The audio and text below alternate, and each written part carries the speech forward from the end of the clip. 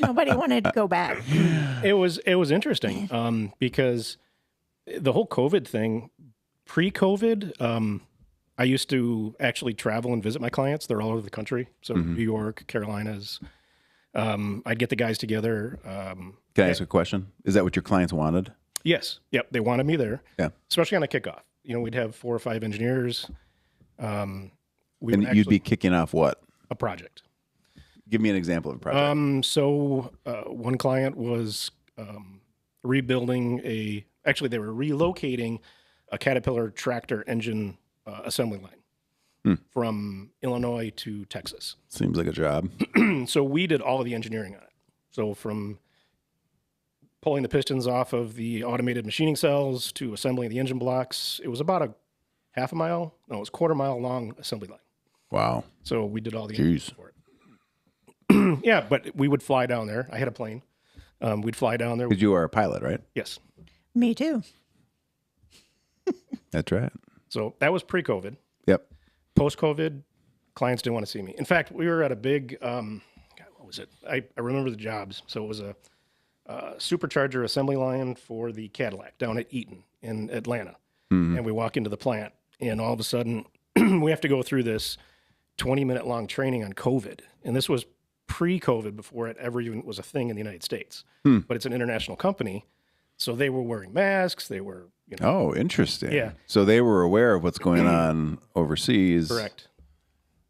Wow. How far ahead of COVID was that? About a month. All right. Yeah. Okay, so you walk in. So we walk in, and basically that was the last time I flew my plane to a client. And all of a sudden we came back, and 3 or 4 weeks later, it's about a month. But it tipped you off. So you bought all the laptops and you prepared ahead of time to be able to go remote. Well, it was actually my daughter-in-law that she works for an attorney, and they had something to do with the state. And this was on a Thursday or a Friday. We were kind of preparing for it. We're like, something's going on. As in, like, the shutdown coming? Yeah. And basically she tipped us off that, that they were going to make, what did they do? I don't remember. All I know is that you were a step ahead and had monitors and laptops and sent the guys home with Well, it wasn't laptops. So what we did is on that Friday, we got all of our network systems in place so all the guys can work remote. And I told everybody in the office to take your big desktop computers home. Take equipment with you. Take equipment with you on Friday. And Monday morning, or like that weekend, they said it was, you couldn't gather anymore and whatever those rules were. So I had my guys working first thing Monday morning. I think by noon, we were all up and running efficiently. How many employees you got now? We're down to 5. Down to 5. And everybody's remote. Yep. And nobody goes to see the clients anymore. No. Or do some of them? No. No? I do locally. I have certain clients within my township, city, within a half hour from me that I go and see. Sometimes my guys will go see them, but no, in fact, last couple of years, we've picked up clients that we've never even seen face to face. How did you go from boots on the ground, going to see the clients, running the project, whatever was going on? How do you do that remotely? A lot of Teams meetings. Oh, God. And what makes it's all done via Teams. Yeah, and what makes it even worse is, wow. Do you remember the days of Nextel? You push a button, and it's like all of a sudden this thing on your hip goes beep, yeah, sure. And it's your boss yelling at you or Joey. Yeah, we had him when I was working construction. Yeah, we had him in my office too. But Teams kind of reminds me of that because now our customers, we've got channels for project specific, and then I've got my customers who sees a green dot on his Teams and says, "Hey, Fred's available." So all of a sudden he pushes the button and it's like, "Hey, Joe's calling you." I'm like, "Oh crap, I can't ignore this again." So hopefully you use a fake name. Yeah. Or he doesn't watch this. Yeah. But it's just that instant. There's just too much. They can text me, they can message me, they can email me, and now they can get me on Teams. Yeah. They know when I'm sitting at my desk. Yeah. So it's just kind of this overwhelming. You got to have structure in your communication, and that's one of the things I try to teach my guys. You got to very specifically, your header, your email is very important. If it's on a project, it has to have a project number and a description. Oh yeah. So it falls out in the right spot. If your Teams chat, you can't just start Teams chats. Like you actually have to, this is customer XX job number, whatever it is, a very specific format. So you can, How much do you actually have to go sell your services? I don't. Okay. So people come to you? Yeah. I never have. Yeah. It's one of those businesses where we used to be able to cherry pick. In other words, what was nice about it is you have one engineer that moves from one business to another, and he takes us with him. Mm-hmm. So if you treat your, I say I have A, B, and C customers. Yeah. Like my A customers are the ones that have taken me with them wherever they go, and they jump to a different employer. Mm-hmm. We work together like a team. You can't tell whether we're an employee or contractor. So The best relationship. yeah. I remember that going with the whole COVID thing. On a Thursday, I was supposed to leave to go down to Mid-South.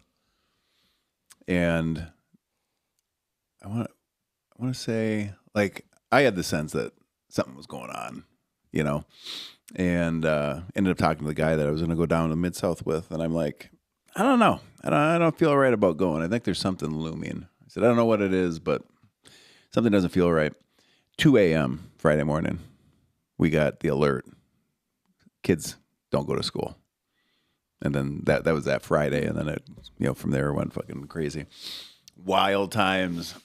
Wild times. It changed everything. I mean, it's, yeah. and I don't know if I can't say it's for the better or for the worse. It just changed. It just changed. It like we used to, like with our planes, we used to travel a lot. Like we would, like one Christmas, we didn't have the kids and we're like, hey, what do we do? Hey, there's an opening at a resort down in one of the islands in Bahamas. So we just hop in the plane and go fly down there. Well, you'd think that would be nice during COVID, but nothing was open. And then we got back into mountain biking. And because of COVID? Yeah. During COVID? Yeah. Yep. I remember you couldn't buy bikes. So we ended up buying 2 fat bikes. It was in the wintertime. Oh, maybe it wasn't the wintertime. It was wintertime Yeah. because I discovered LMBS, the Lakeshore Mountain Biking Sisters. Yeah. And we had rented fat bikes.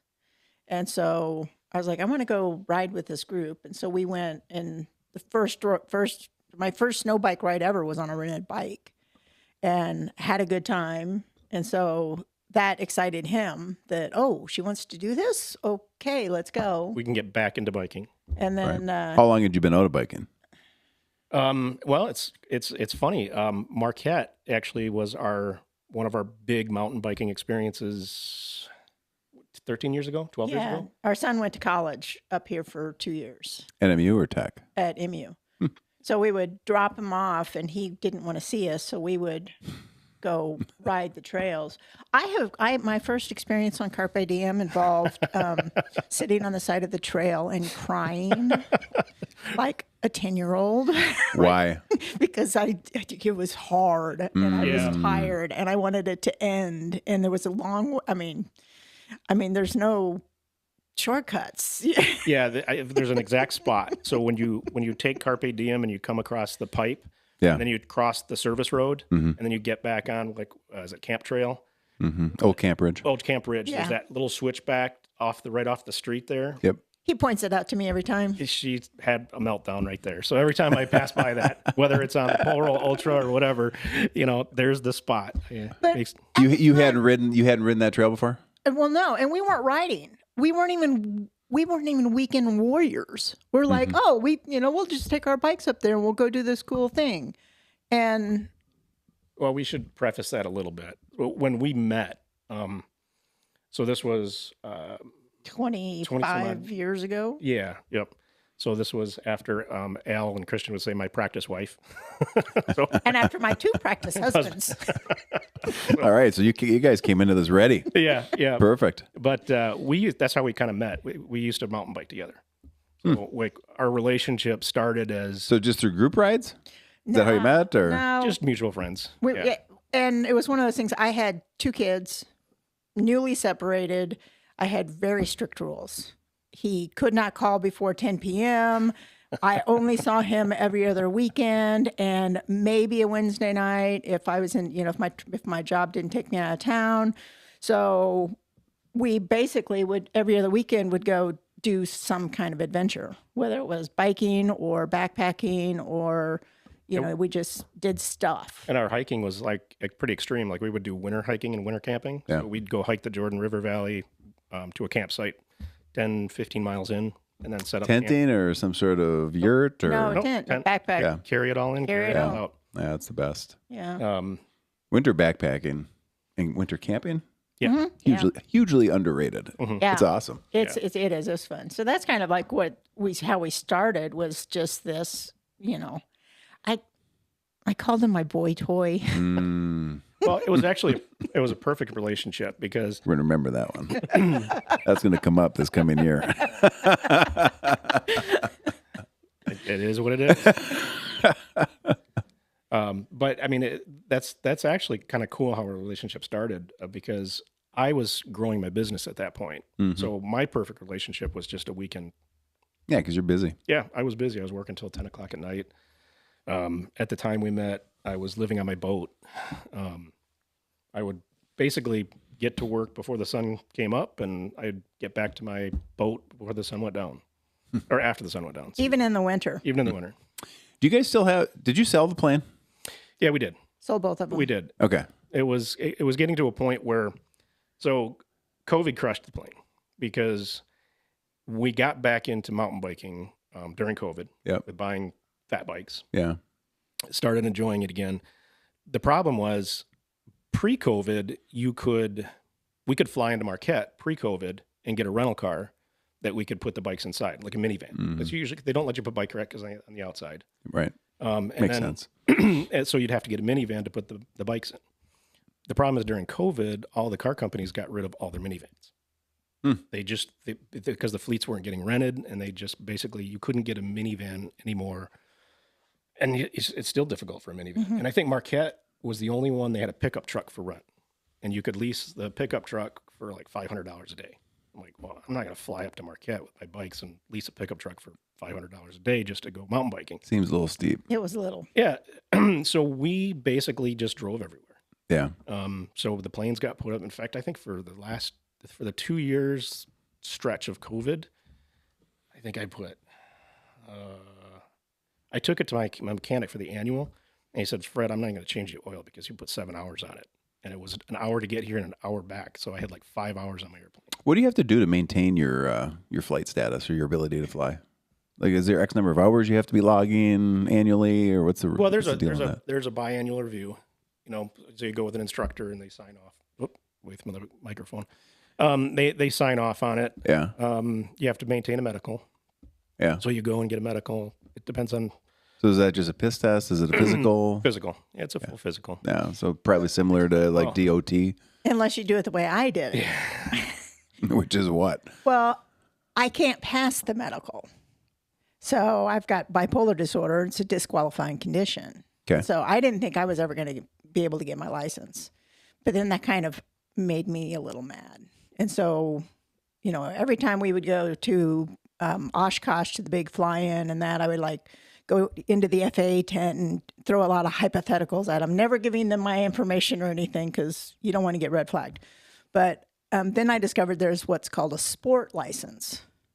So it's a lightweight aircraft that I could fly, 2-seaters, a limited horsepower, limited speed, daytime hours, good weather, and you only need a driver's license for it. Okay. So I got the light sport certificate to fly, but that means I can't fly his plane. What's the difference between the two planes? A lot.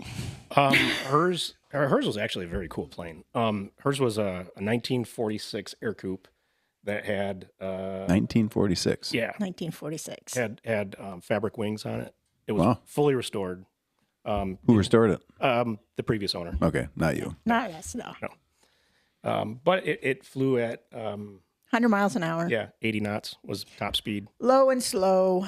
Yeah. But it was great social distancing during COVID. Low and slow. Because I could go, It's 100 miles an hour jump in the plane and in the sky. fly to the lake shore and fly, from Holland down to Saugatuck and circle back around and come back. It'd be an hour flight and, just me in the sky. And you know, so that's how I use my plane.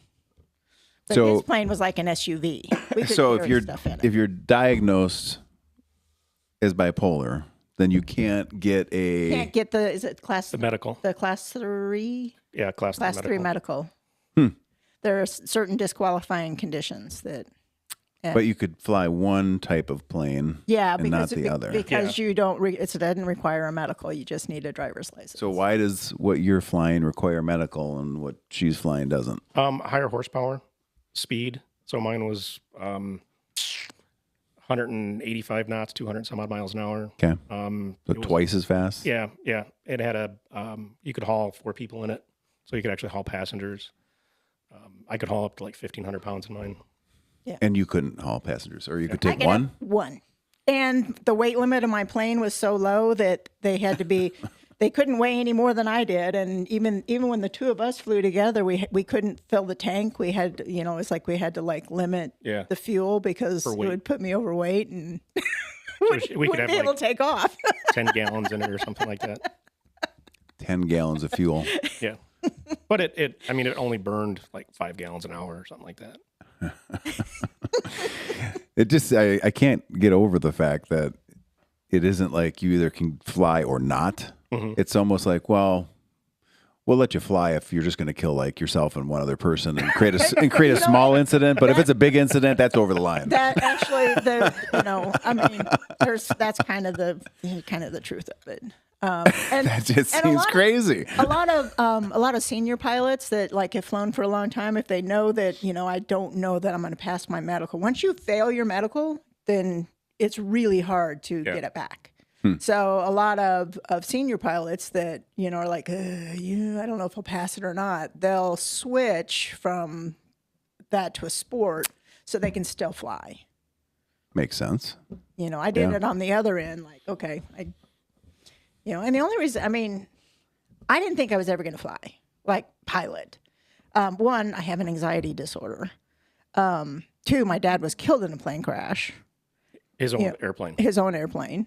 You know, and Yeah, so that came up. I just kind of wanted, you know, but I wanted to be the best co-pilot I could be. So I did ground school. And I really learned a lot about it. It's like, this is really kind of cool. And then when I was like, well, even if I wanted to, I couldn't. I didn't like that. So that's when I was like, and I think part of me didn't think I would ever get to, but it was like, at least I could look like I was trying to. And then we found the loophole. And then he bought the plane that I could actually do it in because the schools don't have, They don't. It's a light sport category. they don't have those around. So he found the safest possible plane for me to fly. When it was designed, the advertisement for it was, it's so safe that your wife could fly it. Oh, jeez. I probably wouldn't fly these days. Yeah. It actually was the most stable aircraft. That was the first plane that they strapped jets to because it's so stable. It's such a stable aircraft. So when they first, like, I wonder if we could do this, they strapped jets to it. Well, it was that, and also the fact that you couldn't stall it. So in an airplane, if you like pulled the yoke back and just nosed up the airplane, it'll stall. It'll stop flying. But that airplane, and they really did it. They limited the rudder on it, Yeah. or the elevator. But it was a plane that you couldn't stall. So in other words, no matter how slow she was going, the plane wouldn't drop out of the sky. So it was a very safe. That's a good thing. Yeah. Yeah. So your dad Limit. flew. My dad flew. Was he commercial or was No, it just it was private pilot. He got his license when he was 16. Wow. And had been flying for, you know, over 30 years. And it was pilot air. It was winter. He took off when he shouldn't. He tried to, they call it scud running, where you try to fly underneath the clouds. But, you know, the clouds kind of keep going, like getting lower and lower and lower. And he clipped a tree. Oh, no And shit. So he was low. He and his business partner both were killed in Oh, the man. crash when I was 5 years old. Wow. So, Wow. So but my brother has his license, and I don't think about it. But I don't have a negative attachment to flying because of that. I mean, I remember flying with him, kind of. I think, well, you always talked about sitting on Daddy's lap. yeah. And I fly the plane, and So. Which actually, it's kind of interesting. A little bit of history on the pilot's license and when I got my pilot's license was, so my father passed away when I was 17, but my father was a huge airplane nut. Went to all the air shows, stacks of flying magazines out in the garage when I was growing up. And in fact, he used to sneak away to this thing called Oshkosh Air Show, which is like the world's biggest air show. Yeah. Did you ever go to it? Year.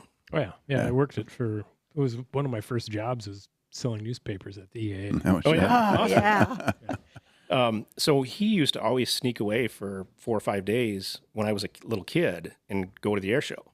And I never really had an interest in it. I never really picked up on the airplanes and stuff. But of course, after, your father passes away and it's like, hey, I want to keep this legacy going. Then I met her and found out that her father was killed in an airplane crash. I'm like, well, that dream's gone. I'm not going to ask her if I can get my pilot's license. So how old are you at that point? When I met her? Yeah. Was I 30? Yeah. Oh, yeah, because Yeah. I was 20-some, 30 or 32, 31, 32. 32. Yeah. I'm like, So when you met, you weren't licensed, No, Oh, no. and neither were you. No. No. Not at all. No. But our son came home from school, and the school that they went to had this thing called Project Term. So they could pick a specific sport. Experiential learning for the last month of school. Yeah, and it could be mountain biking. Other kids that could afford it, they'd go to European vacations. But our son approached me one time and said, "I really would like to go to ground school. I want to get my pilot's license. Do you think Mom will let me?" And I'm like, I don't know. Why don't you ask? And I was kind of like, as Dan, Awkward. I'm like, here, you go ask her. And I like, pushed him around Smart the corner. man. And I'm like peeking around the corner. And he asked her, and she's like, oh, absolutely. No problem. And I popped my head around the corner. I'm like, what about this guy? And it was weeks later that he is signed up doing ground school Yeah. and Yep. and the whole process. So So you have ground school, Mm-hmm. and then what's the next phase? Well, the ground school is not required. It was just kind of a, it helps you pass the test. Yeah. it helps you pass. It's not required. Yeah. There is a skills test and there's a written test. Okay. But what is ground school? Why should people go through it? Teaches you all the nuts and bolts of how a plane actually flies. It teaches you the physics of it. It teaches a lot of the flight rules, a lot of the airport markings and that kind of stuff that you can go through the book and learn all that stuff through the book. But it's it's one of those things where sometimes it's a lot easier to learn it from an instructor in a class setting. Yeah. And ask questions. But it's not required to get your license. Mm-mm. No, But but you have to pass the test. Right. So Is there? I'm assuming like airport markings and stuff must also get covered in. Yeah. Okay. Yep. So there's some crossover maybe Yeah. in material. But there's also self-study courses. Yeah. A lot of self-study courses out there. Gotcha. And so I did that with the ground school, and you did that also. But you picked up a lot on just flying with just fine with you. Yeah. How long is ground school? a couple weeks. How many hours? Do they do it by hours or is it? They're different. 10 to 12 weeks, 2 hours a night is the one that I did. I think it was like 10 weeks, 8 weeks, 10 weeks. Yours was in person or online or Mine was in person. 2 hours a night? How many nights a week? Just one night a week. Oh, okay. So Then you from ground school, then what? sign up with an instructor and you start flying. And then what does that look like? Like how many hours? How long does it take? You had to have 40 hours. 40 hours, yeah. With an instructor. Mine was 30. I don't know if it wasn't 40 hours with an instructor. It was 40 hours total time before I could take the flying test. Yeah. Say that again. So you have to have 40 hours under your seat of flying. Okay. On the stick or? Yeah, but it could be with an instructor, and then they wean you away after you do your solo. Okay. Because I think my solo was after. 20 hours, I thought. It was the minimum. I can't remember what it was. But you have to, the instructor like decides that, I think you could land the plane. And then they get out and say, go. My instructor said, now, remember you have a family to think about. Like, wait a minute. You're like getting out of the airplane and you're telling me to think of my family. So you're on the ground and he gets out of the plane. Yeah. And then you're going to go take off Yeah. and fly solo Yeah, you just basically take off and do a loop. and come back around and Come land back her. and land it. Because landing's the hard part. Taking off is easy. Yeah. Landing is where things go awry. Yeah. That makes sense. What's the test like, or how long is the test, or? Well, you have the written test. Yeah. That's separate, and then you have a skills test with a DPE. And I'm trying to think how that one was. What is a DPE? I don't remember the acronym. Is that a person? Yeah, It's an Like a- okay. it's an approved FAA. Yeah. Okay. Examiner. Got it. So, yeah, that was interesting. Mine. That was. I did one out of Traverse City. So we're in Holland. Mm-hmm. So I actually had to do a cross country to get up there. Mm-hmm. And I think I took my skills test in October. Yeah, right before the weather turned on. Yeah. And I got in there, or I got in the sky, and then all of a sudden the clouds came in, and I'm like, oh, I can't make it. So I had to turn back around. And then I waited till the clouds went away, like north of Ludington or something like that. Flew in, landed the airplane, and the wind was picking up, and the examiner had another twin engine exam right in front of me. So he's like, sit there, I'll be right with you. So about 3 hours later, he was like, finally came back. And then the wind had picked up, and it was starting to gust to like 20 knots, like crosswind. Yeah, He's that's like, some wind. It's a little windy for us to be doing your exam today. So not expecting it. I didn't bring any like change of clothing or anything. He's like, I can drive you to the hotel and I'll pick you up tomorrow morning. Like, okay, I need a phone charger. I need a toothbrush. So he drove me to a Best Buy, drove me to a Walgreens, got the phone charger, got the toothbrush, stayed at a hotel. He picked me up. He's like, I'll meet you at the hotel front door at 6 a.m. tomorrow. Picks me up. He's like, we got to get this done. The wind's picking back up.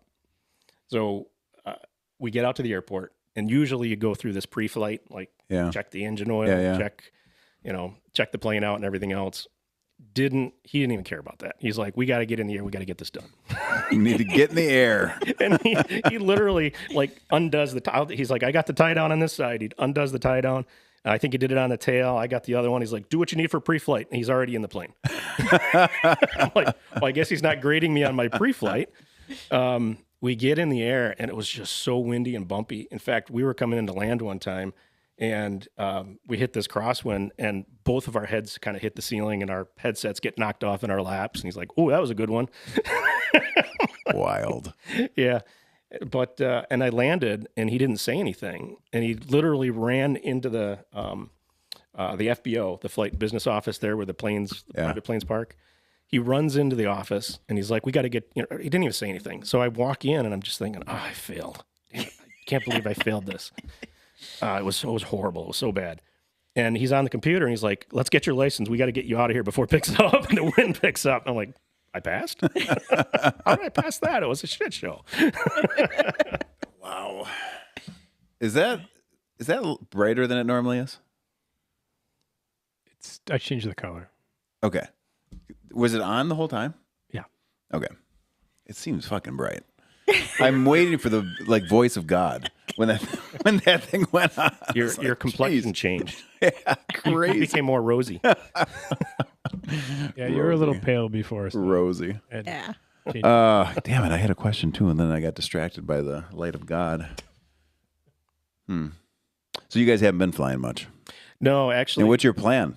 To not fly much? no. It's kind of like I said. We're kind of back on that. I was explaining the COVID thing where clients didn't want to see me anymore. We couldn't go and visit any place because everything was closed down. If we wanted to put our bikes in the plane, we couldn't rent cars to put the bikes on anymore because they don't let you put bike racks on them. They got rid of all their minivans. So we just weren't flying them. And then the business kind of took a little bit of a dip. This was about 2 years ago. My business basically has to reinvent itself like every 3 years. It's like, it's cyclical, and it's kind of reverse of the economy. Why does it have to reinvent itself every 3 years? Because I kind of refuse to lay off people. I've had some of my employees have been with me for 25 years. Yeah. So I kind of keep my core group. Yep. And when we run out of work, I just kind of take it on the chin. So I stop paying myself. And this time between not flying them, and then the other thing is with an airplane, in fact, this happened to one of my friends. He turned the key, and all of a sudden the battery was low, and the engine kicked back, and it it's called an abrupt stop is what it did. And it actually took out some teeth on the flywheel, which is That seems bad. that's a whole new engine. So that was about $75,000. Wow. And I'm like, I'm not in a position that if this engine goes and I got to replace it, that I can afford to do it. Yeah. So we weren't flying them. I really can't afford the maintenance if something happens. So it just made sense to get rid of them. I can still rent airplanes. Yeah. What's it cost to rent a plane to take her up and fly it? It depends on the plane. It could be anywhere. For a little slower airplane, it can be anywhere from 100 and I think at our local airport they've gone for like $140 an hour, and that's called the wet rate. So it includes oil, fuel, everything. So if you fly the plane for an hour, they charge you $140. I remember what I was going to ask you. So when you're going through training, you're getting certified to fly, whatever they call it. Like what through training? How do they train you? What is the protocol for like a catastrophic malfunction? Like your engines are done. Emergency landings. Emergency landing. And what's the process? What are you looking for? What do they tell you to do? Glide slope. You want to get your speed Glide rate. Glide rate. Yeah. You want to get each plane has its own special sweet spot, and you want to have it at the right angle so that you can glide. Mm-hmm. And go as far as you can. For the minimal amount of drop. Yeah, and find a spot. Pick your field. Pick your road. Pick your. So is that literally fields or roads? I actually had it happen once. I didn't. I'm not going to spoil the ending, but I didn't crash. So you got to go through this biannual review. So every 2 years, you're supposed to be with your instructor, and they put you through a bunch of skills and say, okay, yep, you're still worthy to fly. Yep. So I was on my biannual review one year, and my instructor had us take it up over Lake Michigan. We were at about 4,000 feet or something like that. And he's like, okay, I want you to do an emergency descent. And you slip the plane. And what that means is you want to drop as fast as you can. So what you do is you use cross controls. Anyways, you put the airplane in a side slip. So you take the airplane, you put the rudder one way, and it's flying straight this way, and you put it in a side slip. Just starts to drop. Yeah, it's like the side of the plane acts like a barn door, and you drop as fast Makes as you can. sense. Well, on my plane, the tanks are in the wings, and they're just bladders, like these rubber bladders in each wing. And you pick which side you drain from to the engine. Mm-hmm. So he put us in a slip, and I didn't even think about it, but the tank I was siphoning from is the one that was down, and the fuel pickups are up top. So all of a sudden, we're in the side slip. We're dropping, I don't remember what the rate was, but we're dropping pretty fast. And then all of a sudden, the propeller stopped spinning. Like the engine just went out. So first thing we did was, all right, we don't want to put it down in the water. Let's pick a field. And then you go through your checklist. And on mine was turn on the secondary fuel pump and get the fuel pumping back into the engine. So we were dropped down to we were at about 1,500 feet. I had the field I was going to land in ahead. I'm like, all right, we're going to put it down that field as we're kind of going through our checklists, and got the engine started back up. It was a non-event. That's enhanced. I'm sure it felt like an event at the time. It was oh shit, we're not going to do that again. Yeah. So when you're in that moment, right, you're in the side slip, propeller stops. Yep. What's going on in your head? Are you calm? You cool? Yeah. So I used to do a lot of technical diving, like at Isle Royale, and deep diving, decompression diving, stuff like that. And it was the thing that if you have a situation like that, and I remember doing this, is stop, breathe, think, act. So what you do is you just put that through your head. Stop, breathe, think about your situation, and then make a change and act. Mm-hmm. So like that training kind of went through my head, which I actually had the same thing when I was diving one time. Yeah. I got stuck in an engine room one time down at I don't know if it was 120 feet or something like that. But my buddy silted it up above me, and all of a sudden I went to back out. I was under the grates down at the bottom of the engine, and it kind of like hung up, and I'm like, oh. And it just went black. You couldn't see anything, and my tanks were hooked up on the grates. I'm like, all right, stop, breathe, think about your situation, and then act. Don't panic. So on the back end of that, when the motor starts back up or the engine's back up and online, adrenaline afterward. Yeah. I mean, I would think I would think like once you know you're good and you're not going to put it in a field, that it's kind of like, holy fuck. Yeah, there was some of that, and then kind of like extreme damn. laughter. Can you imagine that? Yeah. How often is the put it down in the field or on the road successful? Like how often does that go well? Quite a bit, actually. Does it? Yeah. Seems like a position I wouldn't want to be in. I don't want to test the theory. Yeah. Yeah. I mean, it's not like you hear a lot of those situations, right? And the only time I feel like you do, it didn't go well. Well, what you don't Because hear you about don't the hear ones that were about- successful. Yeah. Right. So, Right. But if you're in a community of pilots, you hear about them. Yeah. So That makes sense. So I hear about a lot of very successful That makes emergency landings. Yeah.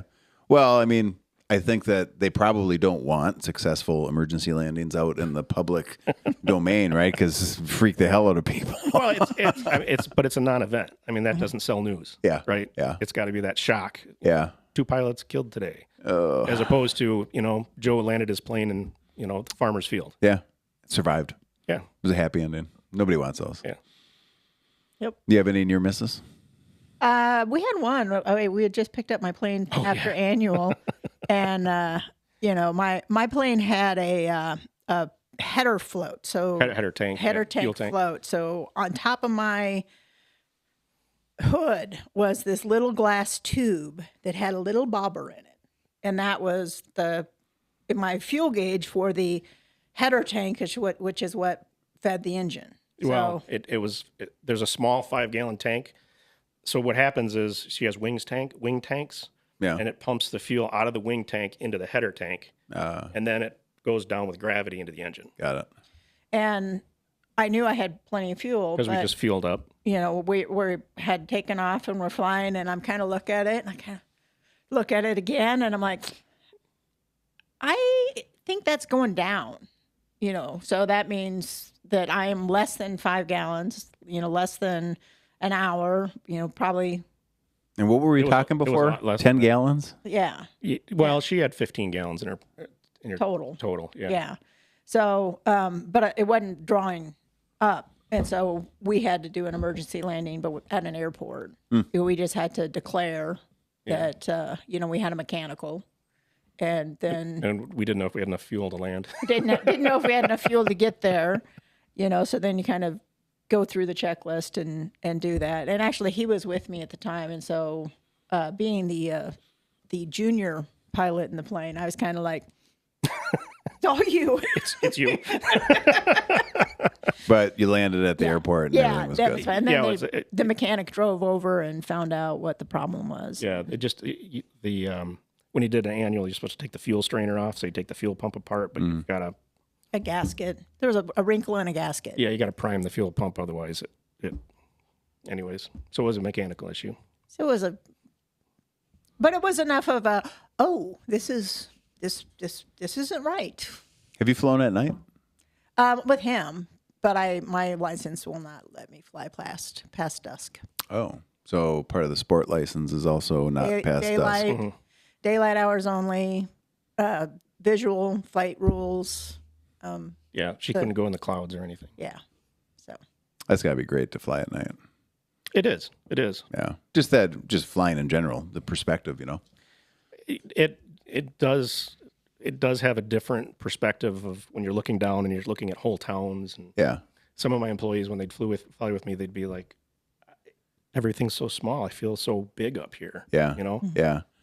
Yeah. It'd be actually cool to fly over Crusher Country and see it from above. Yeah. Like see Trail and Overturn or Arvon, Kerwood, and some of that stuff. a lot of stuff you're not going to see because of the trees. Yeah. It's just going to be trees Yeah. and trees and more trees. Yep.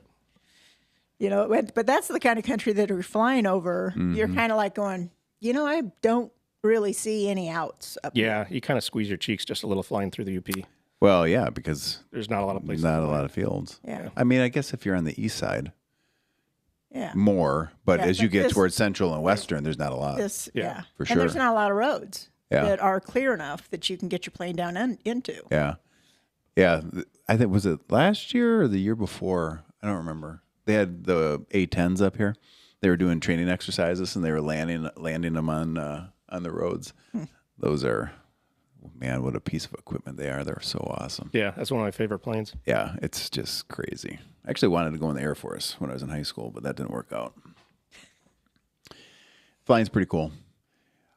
How do you compare, like, I think about like what you do now with mountain biking and the ultra stuff versus flying. They're very different experiences, clearly, Yeah. but also maybe somewhat similar. They're both very mindful events.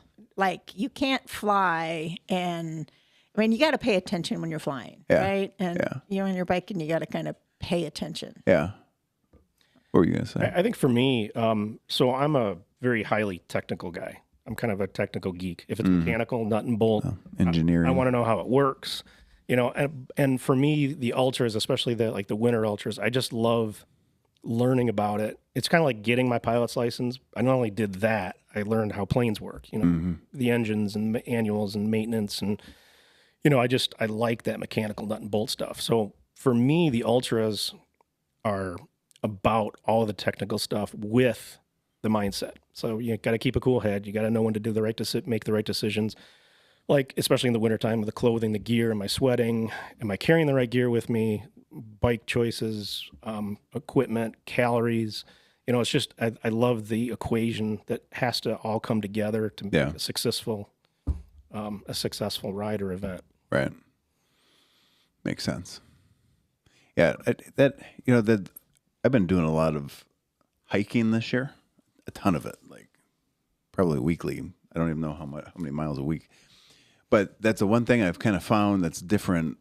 I mean, I haven't flown, but from biking, you really have to be aware of what you're doing because of the speed you're moving through the woods on the trail, and you got to be aware of the bike. And then if you're loaded, you need to be aware of what's going on with everything on your bike. There's just a lot that takes your head, and it kind of just puts you into your bubble, maintaining your momentum and your speed and your safety, right? But that creates a disconnect to some degree with the surroundings. And hiking this year, like it's been basically almost 12 months, it's like the speed is a complete change. And you go from being really moving through the landscape, somewhat connected but not entirely, to really being in it and just really being dialed in. So it's really interesting the different ways you can experience it. Hiking, you can look around and see, but when you're mountain biking, you got to focus on the trail, or you hit trees. Yep. I mean, I learned that the Well, everybody learns that the hard way. hard way. The literal hard way. Yeah. Funny you mentioned that. So I don't know how many other husbands or spouses ride together, but I have this sound of my wife hitting a tree in the back of my head that I've heard probably half a dozen times. Thud, thud, and all the air coming out. Yep. I'm like, oh, not again. Very recognizable sound. It is. I'm like, I don't know how many other spouses have that. Hey, to this point, I have bounced. I'm 60 years old. I hit the ground and I still get up. So, And she finds the most obscure things to hit. Like when you're fat biking and you come around a corner and you go off the trail and the snow's deep, like she finds the log that's buried under the snow in order to hit. Yeah. because I'm probably looking at it saying, don't hit that. Don't hit that. And it's kind of a joke between us because when we first started dating, we did a lot of mountain biking together. And she would hit trees constantly. So she should have known. So the joke was, if she was wearing a pair of shorts and her legs were all bruised up, like everybody was accusing me of beating her because she would always have bruises. And I bruise really easy. It's like, now she's beating herself. Yeah. Yeah. So when you guys got into cycling again, mountain biking again, did you go straight into racing? No. Or what were you doing? Was it just recreational? No, actually, it was one of your events. So she got in with the Lakeshore Mountain Bike Sisters. Mm-hmm. And this was when? 21. 21. Yep. And Maria really wanted a group of ladies to come up and do the EX. Rusher EX. I remember that group that year. And that was my first ride over, I think, like over 15 miles. And So were you guys racing prior to you coming up for that? no, not at all. Just no. riding. Not at I all. had never even done an event, a bike event, like an organized bike event. Okay. No, we just came up to do the crusher, which was amazing and awesome. How many people were in that group? I think there were, was it 9 or 10? It was a good sized group. It was a good group. Yeah. Yeah. And then Fred and Dave supported us, Maria's husband. Right. And then the next day they went out and did a crusher, the two of them.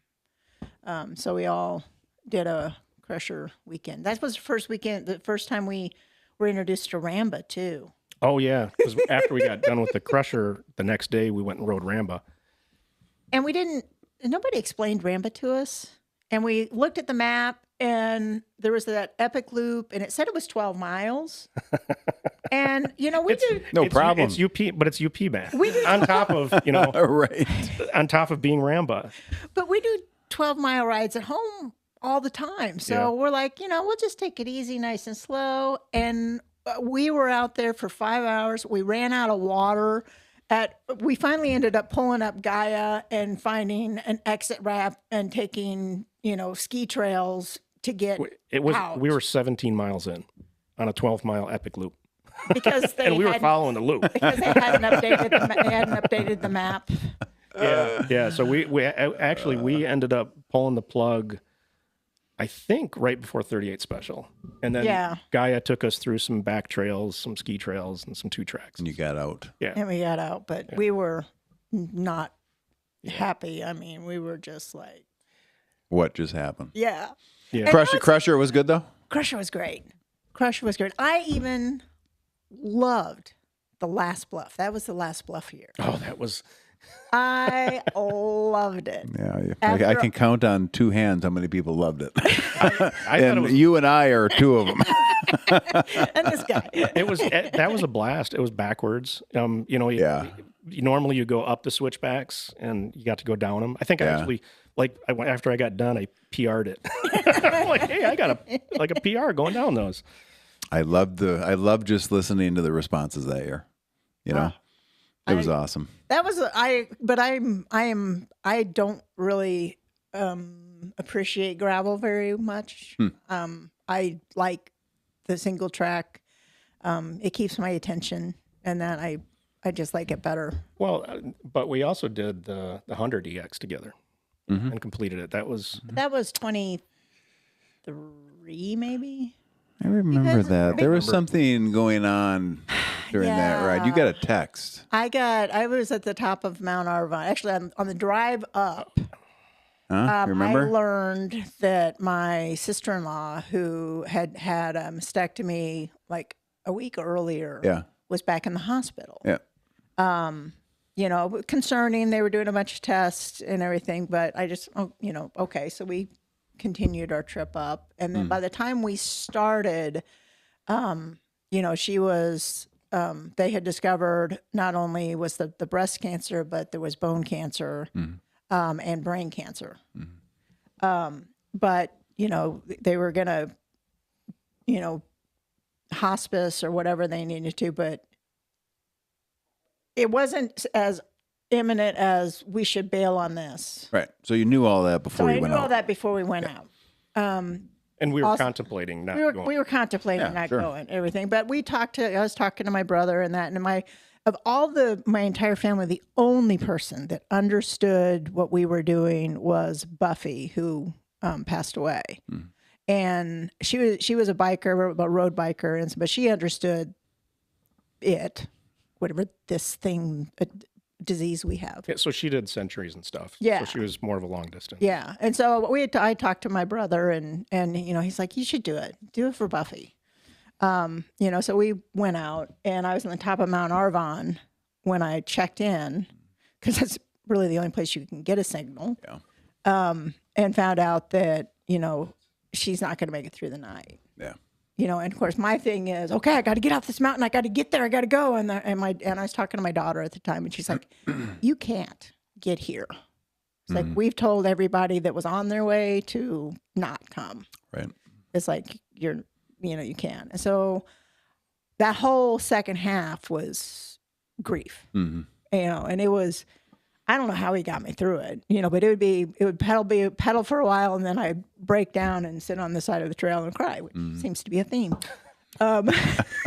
Only around me. But it was, and that was a long run. I mean, 22 and a half, or was it 23 hours? I don't remember. We got back to Koski Corner when the sun was coming up. Yeah.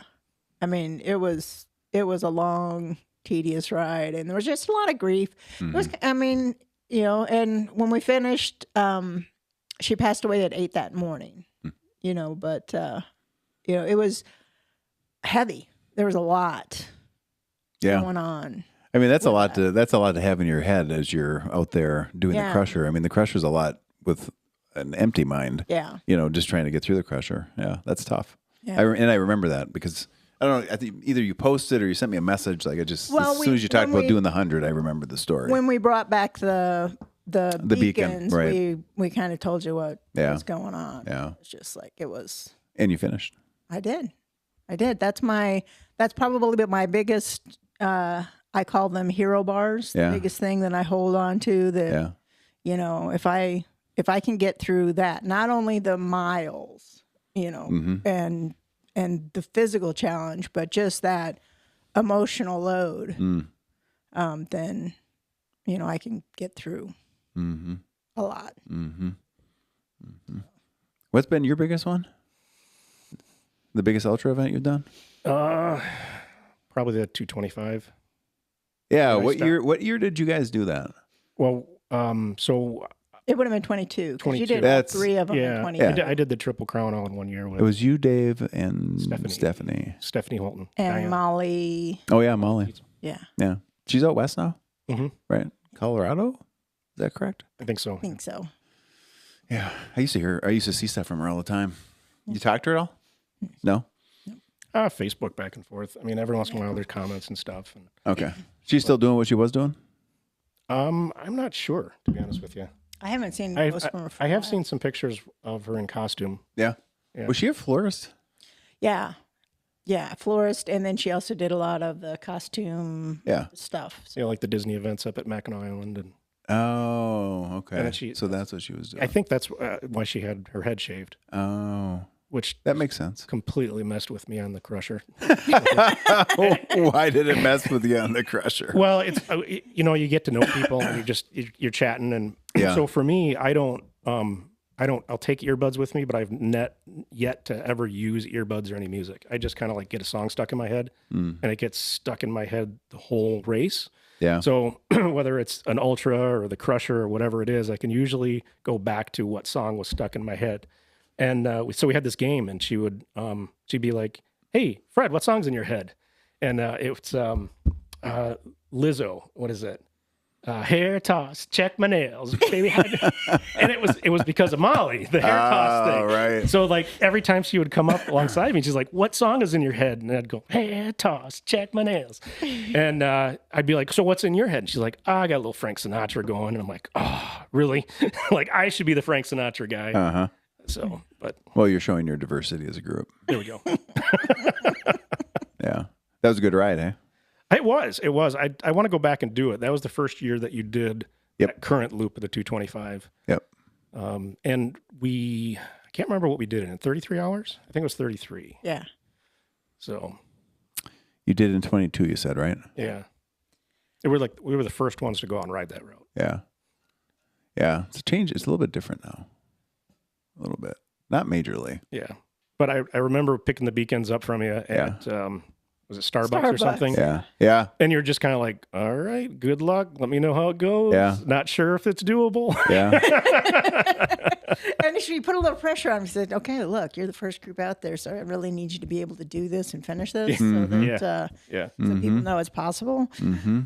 Yeah. The 225 it's the real deal. Yeah. I'd like to do that again. Yeah. So. The experience, just being out there, is every time that we talk about it, like it's, you gotta experience to actually understand it, I think. Yeah. And that's going through the night, and I love it, especially the night. Like that's the best. That's my jam. Yeah. Well, your whole world gets down to just what you can visually see in your headlight.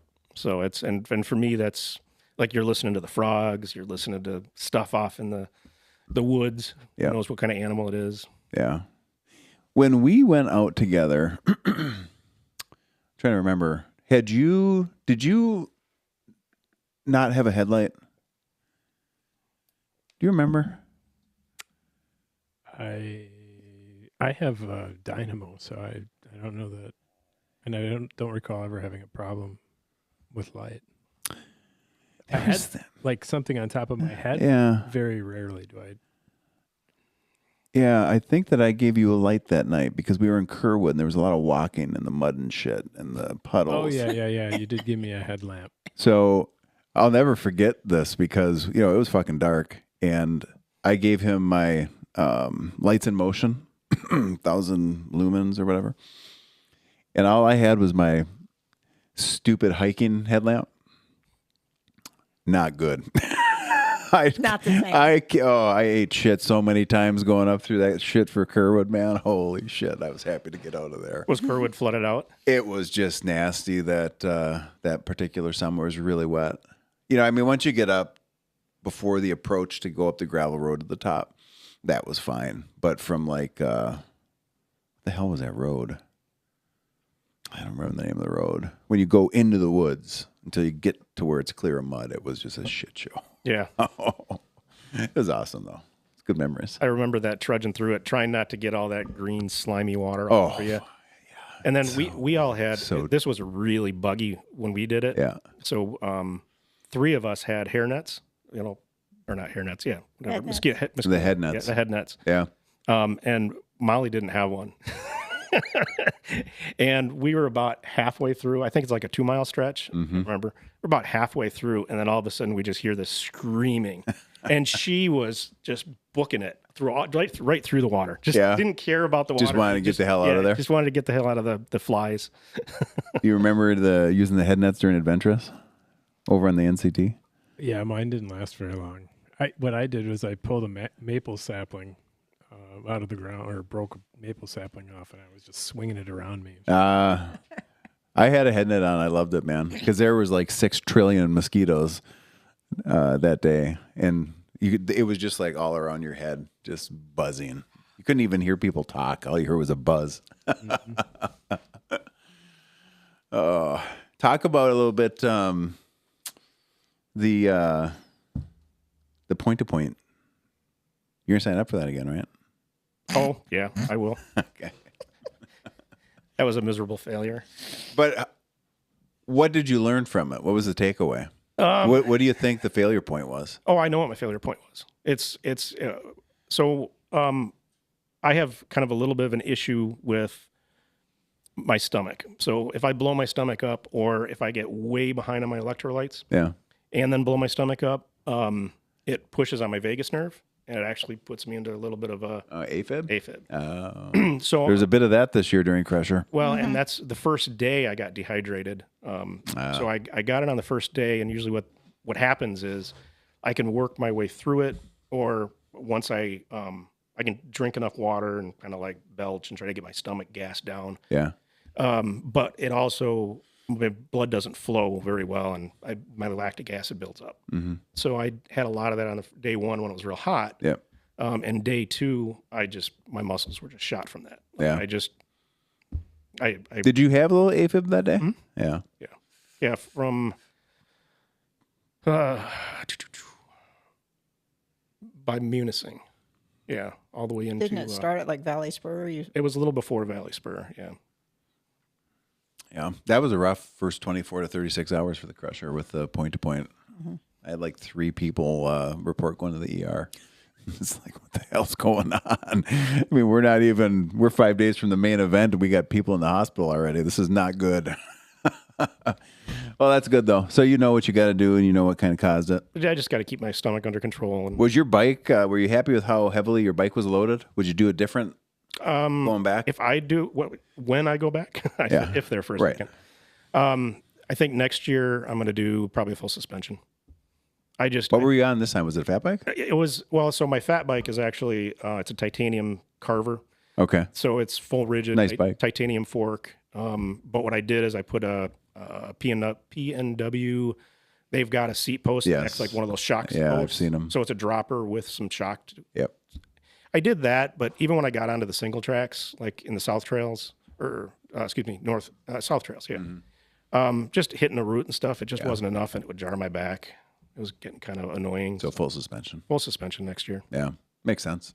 Yeah. Is that what Ed rode? Was he on a full suspension? Single speed? He was on a hard. Or was it hardtail? Yeah, Okay. I think. You signed up for Margie? Yes. The 50? Yes. That's kind of like, that's the one that you want to finish? Yeah. Right? I've You have signed up for it. do we have unfinished business with that? We have some serious unfinished business with that. I can never get past downtown Ishpeming. Downtown Ishpeming. The first So time, as you're passing the finish line? yeah, Yeah, between JP1, JP2. Yeah. yeah, Yeah. yeah. It's a sad tale. The first It's a year, sad tale. Well, tell the tale. We love sad tales. so the first year I did it, it was in 22. There were a bunch of the Lakeshore Mountain Biking Sisters doing it, so a bunch of us were up there. And first off, Todd, I don't like racing. I don't like big events. I have an anxiety disorder, and it gets triggered really bad in that kind of atmosphere. So it's just. Do you not like having people behind you? I don't like having people behind me. I don't like having people in front of me. You're just not like people? Well, I love people.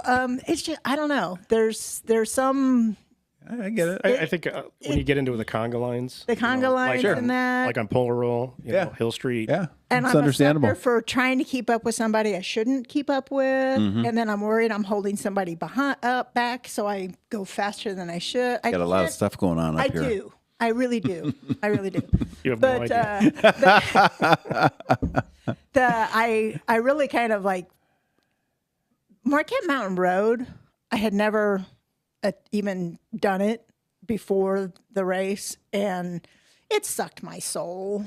And I got That's like 3 miles in. It is. And what happened is, my group, everybody, we weren't riding together, but everybody that I knew did better and was up there, and then they were gone. And then there's the conga line, and I'm out there by myself, and I never quite, caught up. So I was always out there kind of in my head. I was out there by myself. Of course, you're not, because you're surrounded by people. Yeah. A lot of them. And I got into JP1, and as I was coming in, a pair of the last pair of ladies that I knew were like just leaving. So I'm like, and I ate my sandwich. I did what I needed to do. I hit the trails, and I thought I would catch up with them, and I never quite did. And then it was that hot year, hot, humid. So are we talking 17 or a different hot year? 17 was like 20. This is 22. So that was the really hot and humid. Yeah. So I'm going through downtown, and the mistake is that our Airbnb was right downtown. So I went to the Airbnb to get ice, to fill up, to freshen my pack, to get ice. And the next thing you know, I'm on the phone with my daughter going, I don't want to do this. Why am I doing this? And she's like, I don't know why you're doing it. What are you calling me for? And she's like, Mom, you got to help me out. She's like, I need to know what's my role here. Am I kicking you in the ass and telling you to get back out there, or do you need permission to quit? Because that's what I would do. So I just, I wandered over to the finish line and watched people finish, and there were people that had dropped out because they'd gotten injured or whatever. So there were people that I knew, and I was hanging out, and I was at a party, and I was having a good time, and there was absolutely no reason for me not to be back on the trail. Yeah. She was even telling me the story. So Jill Martindale was trying to get her back in the game. She really tried. What do you need? You need gummies? You need what is it going to take Anything. to get you back? What is it going to take? Yeah. And I didn't text Quitter until 8, 9 o'clock at night. But what really stinks is he and Stephanie come through around 10 o'clock on the 100. Mm-hmm. I could have easily just Latched on. jumped in with them. I'd have had fresh legs. I'd have been good. I could have easily finished, and I didn't. And that was the year that I had the physical condition. Yeah. The training, the fitness was there. Yeah, everything was there except for my mind. Yeah. Well, why were you doing it? Did you not have a firm handle? Because the Lakeshore Mountain Biking Sisters were doing it, and it Yeah. felt like the thing to do, Yeah. you know? So, and then I missed the That's next kind of an year. adjacent why. Yeah, right? but it's not a strong enough why. No, right. It's not. Yeah. And then the next year I signed up for it, but my mom had broke her pelvis, so I didn't get to do it because I was with her, and I wasn't that sad about not It wasn't that sad. not having to do it. And then I tried again in 24, and that time I wasn't in as good a shape. I started having some cramp. I've been dealing with cramps when I'm riding, and I got some cramps on the South Trails. Did everything right, got the cramps to subside, was still moving, but then my gut from all the pickle juice and all the salt tabs and all the stuff I did to make my Locked up. muscles, Yeah. my gut locked up. Do you have the cramps? Do you have a handle on it? Do you know what's causing it? I really Or don't. Still not. Oh. I don't have a good handle on it. It's still, What do people that allegedly know this stuff tell you? they tell me the salt tabs and that I don't know what's causing it, what makes it happen. But it wasn't happening before. Wasn't happening before. Maybe it's menopause. Hell, I don't know. I don't know anything about that. I know. Yeah, nobody does. That's can't the help ya. problem. Well, what could it be? Potassium, Yeah, magnesium, it has to be some kind of an menopause, an imbalance of some kind. electrolyte. Yeah. Electrolytes and that. I try to do my best. Pickle juice doesn't cure it. Well, it did. I mean, I got that to stop. I wasn't having muscle cramps, Yeah. but then because of the salt content, my gut cramps, and that was about just past downtown. Before heading up New York Knob, I was like, this is stupid. When you're doing pickle juice, is it like pickle juice from a jar of pickles, or is it that manufactured stuff that It they make? might be that Yeah. was that manufactured stuff. Okay. I should probably get authentic. Oh man, it's pickle juice like from the jar. It's like a fucking magical potion. Yeah. It's just you can be in the worst place cramping ever, and chug some pickle juice, and it's gone. Yeah. I mean, I need to- remember I was at Wausau 24, and we had been out for like 6 hours. We were doing the 20. I was doing the 24 solo, and I had gone out too hot. So at six hours or so, I came off, and as soon as I came off and stopped moving, just massive lockup cramps, and I'm like, fuck. So I just started grabbing jars of pickles, and I just drank the juice, and then I actually laid on the ground for like 5 minutes with my legs up, and then I was like, all right, I gotta fucking go. Got back on the bike and was able to hammer it for the next 18 hours. It's crazy. I will try the pickle juice this next year. So We've had the.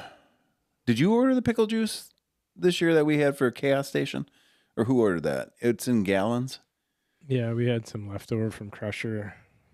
Is that legit pickle juice, or is that some sort of scientific potion? I don't know, it tastes like pickle juice. It's like pickle. It tastes Well, like it looks like pickle juice, which is alarming if it's not real. but I'm gonna do it again this year. Yeah. So, what's your plan going into it? How are you going to get ready? Who's training you? Training yourself? Well, I'm pretty much training myself. I'm doing a lot of strength training. Has been going really well. Yeah. So that I've got a great program that I'm a part of. Really like it. Going great. I'm strength wise, so much better. When did you start this? Have you been doing it? I've been doing it about a year. Okay. Is it a group setting? Well, yeah, it's really hard to start strength training if you've never done it before. And I think I tried like the year before, I think I went through like 5 or 6 different programs. I started with a Black Friday deal. So I had private trainer from our little community center. And I started with that. So one-on-one in person? One-on-one in person. Okay.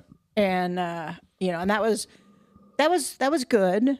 And then after that I kind of went to a group setting, and that was okay, but it wasn't personalized. It was, there was music, and and Are you running through stations, or what are you doing? it's just you're at your own station, but you're doing a series at Okay. the same time as everybody else, and it just wasn't this, and I tried that, and ended up going through several different options, and then last January I ended up at it's a small group training. So it's one trainer, 6 people. Everybody's doing pretty much their own thing. A lot of times you get paired up with 1 or 2 other people where you're doing the same exercises at whatever weight you're at, which is nice because then, you got this crew that you're kind of pushing each other and that. So I've got a class that I go to, at least 2 times a month, or 2 times a week. This month I bought some extra after I didn't work out for 2 months when I was with my grandbaby. So I came back, and so I'm hitting it hard. So I'm doing it 3 times but it's good. What is it? Is it free weights? It's all free weights. It's all heavy lifting. It's what kind of movements or exercises? A little bit of everything. A lot of deadlifts, a lot of, like I do trap bar deadlifts, a lot of chest press, a lot of. So you're throwing around plates. Yeah. It's all Good plates. for you. It's all plates. And then all the various. Kettlebells at all? Yeah. Yeah. Yep. Sleds. The sleds are fun. No, they're not.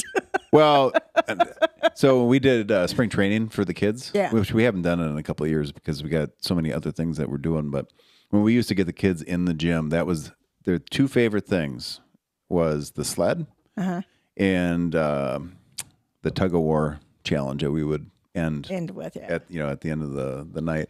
But I remember Cable.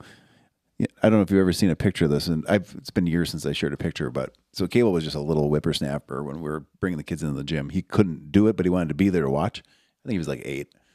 He weighed nothing. He still weighs almost nothing.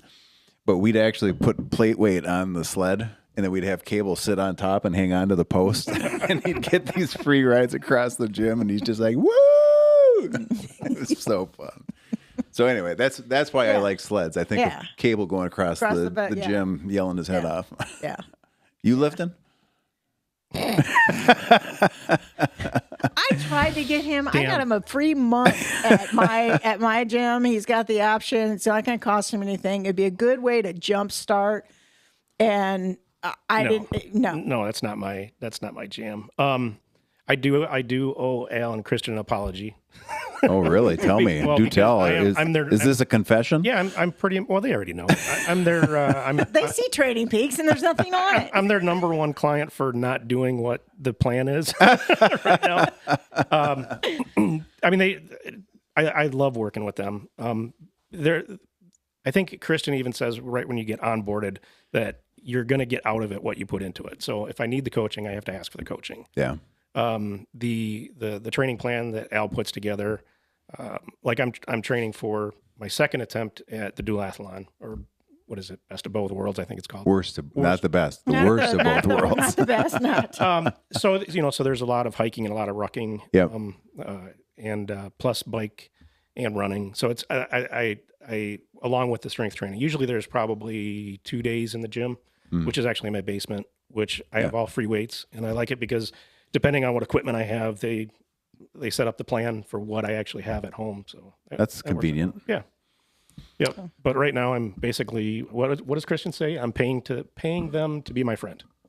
That's what it is. Yeah. So are you at like 0% compliance right now? Or is it just on the weightlifting? No. Or the strength training? I'll get out and do the rides. Usually my trap is I work from home. Yeah. So do I get up early, or do I have an early meeting, or do I just go into the gym, which is right around the corner from my office, at lunch? Yeah. While everyone else is taking their lunch break, I'll go and work out. And inevitably what happens is I get caught up in something. If I've pushed it off to lunch, and that doesn't happen. And then we'll have plans afterwards, after work, and then I never get to that. So it's kind of like I just got to get back into my morning routine. Yeah. Yep. Just get it done in the morning. And then my plan for bike training was I was just going to piggyback off of what they tell him to do. That's smart. you know. Yeah. except for the 3-hour rides and Well, I can do. You won't. I can do some of them. You know, the van's right there. It's quite comfortable. I can just go sit in the van when I'm done. So you probably could you could follow that training that they're giving him because they're not power based. It's RPE, right? Perceived exertion? yes. Yeah. Or are you using power? I'm not. No. Okay. In fact, I took my power meter off. Yeah. The battery went dead like 2 years ago. Yeah. And I just figured it was extra weight. Yeah. What were you using for a power meter? Was it pedals or an actual power meter? No, it was the chainring. What is Okay. it? Quark or something like that? Yeah. Is that what I had? I had a SRAM power meter on the gravel bike. No, No, yours was Quark. Mine was SRAM. Was it? Yeah. Yeah, because we bought the tram for me, but it wouldn't fit. Yeah. so. I ended up switching over to the Garmin pedals. Actually, not bad. They work pretty well. And then you can put them on any bike. The whole problem with the chain ring is, the bikes, it's bike specific, and that's a pain in the ass if you have more than one bike. Yeah. Well, actually, we couldn't. We tried to put a power meter on Lake Effect and couldn't because of the Q factor and just everything going on down there. Yeah. And that would probably be true for the new one, the EX bike that's coming out. So that's why I ended up going to the pedals. We're not getting younger, so the strength training would be good for you. Oh, absolutely. I'll get back on the horse. I just figured he doesn't want to go to my gym because he doesn't want to realize that I can outlift him right now. I was actually going to ask the question, if you guys get in a tussle, is she taking you down right now? Probably. Hey, at one point in my life, I had a 2nd-degree black belt. Yeah? So, Really? How far back? well, I got my 1st degree when I was pregnant with my daughter, and I got my 2nd degree right before I was pregnant with my son. Now, are we talking 30 Taekwondo? years. Taekwondo. Okay. So, sorry, how many years ago? Like, what's They were 30. Okay. Yeah. So, how long did it take you to get your black belt? I started in my 20s. I mean, it's a process. it's a process, yeah. It's not overnight. No, it was a long. What got you into it? I've always been an athlete. Mm-hmm. I've always I was not in a very good marriage at the time, and anything to get me out of the house in the evening sounded like a good idea. Mm-hmm. I'll put the hurt on that, man. So I started doing Taekwondo and got in with a really good school with a good group of people, and the community was great. I'm a sucker for good community. Yeah. Well, martial arts is very much about discipline and mindfulness, and which I think translates really well into mountain biking and cycling and endurance. I got my instructor's certificate, so I was an instructor and 2nd degree and that. So at this point, I figure I've got one really good kick upside somebody's head, and then I got to run. But I think I have enough muscle memory and just enough flexibility that I could get one good shot in. Yeah. When's the last time that you did anything? That you trained or did anything? For Taekwondo, Yeah. it's probably we went back with the kids when I was still in Rockford. So Yeah. I was like, When you say like we, 36. I didn't. He did. You and the kids. Me and the kids went back. Gotcha. My daughter got to a red belt, and my son was younger. I think he only got to yellow belt. But Yeah, that's because you guys would go to tournaments. yeah, that was fun. Oh, you were doing tournaments also? Yeah. Like point fighting or what? Yeah, and they have forms and then the point fighting. So You better be careful, Fred. I can run faster. Well, you sure as the hell better hope so. You better make sure you're doing that rucking that Al puts into your program. yeah, That's pretty funny. Is there rucking in the program? Absolutely, yeah. And And is it an actual ruck vest or pack or what are you using? she won't let me wear bought my. one. It's so the one I bought is. Did he buy one? Yeah, You got one? It's a front and back weighted. Okay. And it has 2.5 pound weights in it. So there's 8 on the front, 8 on the seen 'em. back, and it looks like a bulletproof vest. Okay. It's black, Yeah. and she won't let me wear it like out walking. Or, Why? I can't wear it when I'm Is it mowing a the lawn. fashion statement issue or? Well, because she's like, you might as well just strap your Smith and Wesson on the side and go mow the lawn. People won't know the difference. Michigan is an open carry state. yeah. But yeah, it's and I also texted him and said that, hey, I enjoy the rucking because I enjoy the hiking and the rucking. So Yeah. So we give him more of it. yeah. It's good. It's good for you. Do you have a ruck vest yet? Oh, what now? Ruck vest? No. No. I don't have one yet, but it's on my list. I've been looking at them. I like instead of the ruck packs, I really like the weights on the front. The front. Because it really evens it out. So if I want to wear it around the house, up and down Yeah. the stairs, Yeah. I Yeah. can throw 20, 30 pounds in it. And Yeah. Backpacking doesn't qualify as rucking.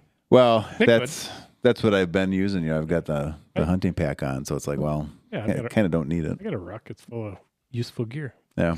Yeah. We should winter camp this winter. Yeah. We should do that. Tara used to go over by Munising and Pine Martin Run. There's some. God, I'm trying to think. It's not a yurt. They're not yurts.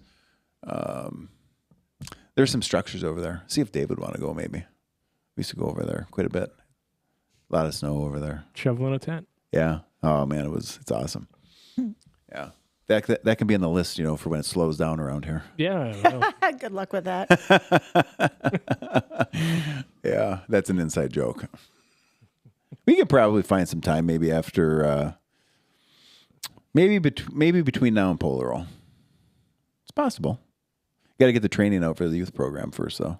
I just got a text from a buddy yesterday we're trying to put a weekend together. Yeah, Yeah. down there or up here. Up here. They'll come here. Keep me posted. Yeah. You coaching again this year? Yeah. How far is it for you guys to get over to Grand Rapids? Well, with the 5 o'clock traffic, I give myself an hour to get over there. It's really about 45 minutes if there wasn't bad traffic to get to the trail. Gotcha. So Gotcha. it's a commitment. Yeah. Did you do Grand Rapids and Kalamazoo or just Grand Rapids? Just Grand I think it was the Larry- Edders. The Edders do both. Yeah, they were doing both. Because they live kind of halfway between the two. Yeah. So they do both. And are they planning, I believe the Grand Rapids team is planning to do Wallfield again, right? Yeah. Is there an option that besides Wallfield, is there another place in Grand Rapids? Is there a chance that they could ever outgrow that space? The nice thing about Wallfield is it does have park space. Okay. And when I think about the other trails around there, other than a parking lot, there really isn't open space. Right. And well, you guys used the new north parking lot they put in there. Well, Yeah. one year we did the first year we did the new parking lot, and then the second year we had to go back to the old parking lot because they were finishing off and putting in restrooms and there was construction and that. So we've done both. I personally like the one we did last year because there's shade. Okay.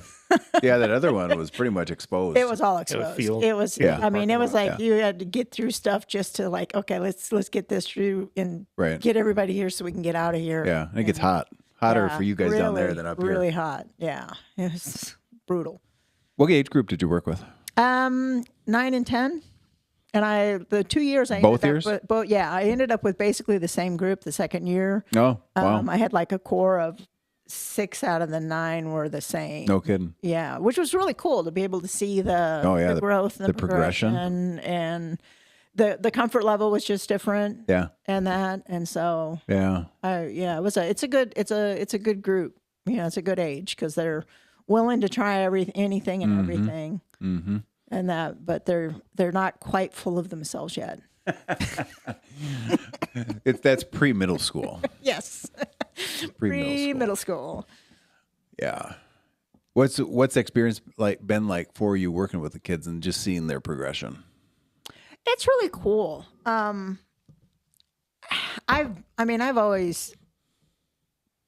always worked with people, and I really like working with kids. I was a high school English teacher for a while.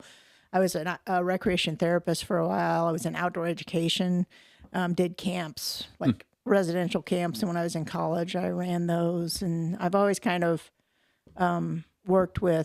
liked working with youth and that. So it was kind of nice to come back to it. Yeah. After it's been a long time, but it's really kind of cool, especially the ethos of the 906, the best version Of yourself. of yourself completely aligns with my personal philosophy. I mean, I've got arate tattooed to my arm, which literally means best self or excellence. And so it kind of really is fun to see that being instilled in kids, Yeah. Early on, and makes me regret that we didn't have our kids went through a sailing program, and they got some of that stuff, from the water as the vehicle, Yeah. but Do they still sail? they would if they had access. Yeah. And that, but my daughter started in the program at like 13 and then went up through and became an instructor and then ran it when she was in college. Oh, wow. Like it was the best college job, just to be out on the water all day and, Yeah, that'd be great. Work with kids and stuff. So, but I really enjoy working with the kids. We're empty nesters and I'm not around kids that much. It's nice to remember and kind of see where the next generation is. Besides the sailing, did your kids do any other competitive sports activities? My daughter played basketball through She tried. through middle school and high school, but the school that they were at, basically if you tried out, you were on the team. Gotcha. Just because there wasn't a lot of kids going out? It was a small charter school. Okay. I mean, they didn't even have a gym until like her junior year. Yeah. Oh, I mean, it was like okay. it was a small. My son, not a lot. He tried soccer, and he was more interested in kicking the dirt. So there's kind of an interesting story with our kids, and going back to the sailing to give you kind of a picture of the competitiveness between our two.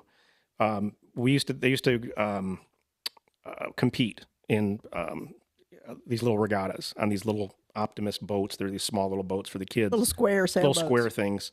And my daughter was very competitive. She wanted to go out there and she wanted to win the race. And our son, not so much. But, so she would be real serious about it. And then like our son would just go out there and he'd stand up in the boat and he'd always end up in front. He was very natural talent. I mean, he just was good. Like on the boat? On the boat. Yeah. And I remember one regatta, my daughter flipped the boat like 4 or 5 times. And this was in October or November. It was like the last Columbus Day. Last regatta of the season. Yeah. And she kept flipping the boat. It was very windy. And the race director's finally like, you're out of here. You're shaking, you're shivering. You're blue. They pull her out of the water, basically, and she just couldn't compete anymore. Yeah. Well, our son got into first place, and he basically they got these little bailers. They're like usually a milk jug with the top cut off. Yeah. So when water gets in your boat, you can scoop it out. Get it out. So he's in first place, and he's way ahead of everybody, and he is just bored. And he's like taking the bailer and scooping up water alongside the boat and dumping it in the boat in first place. And then finally some kid caught up to him because he's just like screwing around. And then when there was somebody else right there, then he's like, oh, hi. Oh, someone's there. Hi. And starts chatting with them. Yeah, and starts sailing again. Like he could care less. Not a competitive bone in his body. It gets done and he gets like third place. And he's like, oh, that was fun. Whatever. And our daughter's just on the sidelines so mad because he's taking it so seriously. Right. And her little brother is just like, whatever. So what do they do now? My daughter she's in Kansas City, and she works for the YMCA, and she does the mental health coordinator for, she was with Head Start until Head Start, they dropped their Head Start program from the Y, but they promoted her and put her above the youth services. So she is in the mental health field for the greater Kansas City Y. So they're before and after school programs and their summer camps. How long has she been doing that? Well, she's been with the Y for 7 or 8 years now. And then, so she's kind of worked her way up from, running an after school program to, in the leadership of the YMCA. Mm-hmm. So I'm quite proud of her. Yeah, that's awesome. Yeah. And our son went back to school and got computer sciences associate degree. And so he's in data, and I can't explain what it is. So he's into data.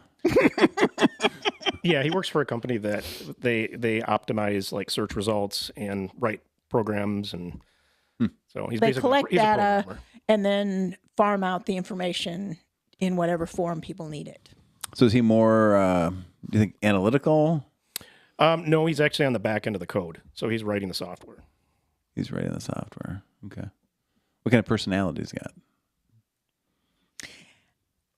Oh God, that's a hard question. Dan he's really laid back, easygoing. They just bought some property in Reed City, and he loves to hunt. He loves to fish. He just wants to live his life and be happy. Nothing wrong with that. Not a damn thing wrong with that. Yeah, it's good. So he's that's what he likes to do. Remember Alex Stanley? He comes in here from time to time. Yeah, he's one of the kids. One of the original 906 kids. Yeah. He's from. They moved here from Kansas City. Yep. I remember the first time. Oh, I don't think they were living here yet. But the first time he was here to see his grandparents over the holidays, it was December, right around Christmas. And he's like, "What's the deal with this fat biking thing?" And I'm like, "Well, you ride bikes in the snow. It's groomed trails." I'm like, "You want to try it?" And he's like, "Yeah, that sounds awesome." He had no idea what he was getting into. I've got a picture of him. He came back in Kansas City. What he did was a lot of cyclocross, not a lot of mountain biking. So as he moved here, he had to really get into mountain biking and kind of develop the mountain biking skills. But I've got a picture of him, his first time ever fat biking with me, in complete Lycra kit. Head to toe, arm warmer Lycra, leg warmer Lycra, summer mountain bike shoes with like covers on them, freezing his ass off. We did one loop around South Trails, 7-8 miles, and it was gnarly. So that was his introduction to fat biking. Do you guys fat bike much up here? Besides for the events? Yeah, we got our bikes in the car. Are they out? In the van, yeah. We'll come up and stay in Ishpeming. Where do you fat bike down there? We actually have a lot of trails that are groomed. In Holland? No, most of our Holland, trails Grand are Rapids area. Okay. I'd say there's one in Holland that's like a 6-mile loop that they groom, and then the other ones are probably about 45 minutes away. I take it back. Bass River's probably 15 minutes away. Yeah. We've got a little local trail right by us in Holland called Upper Makatawa. Okay. That the local ride, it's got a lot of bench cut and there's a lot of elevation.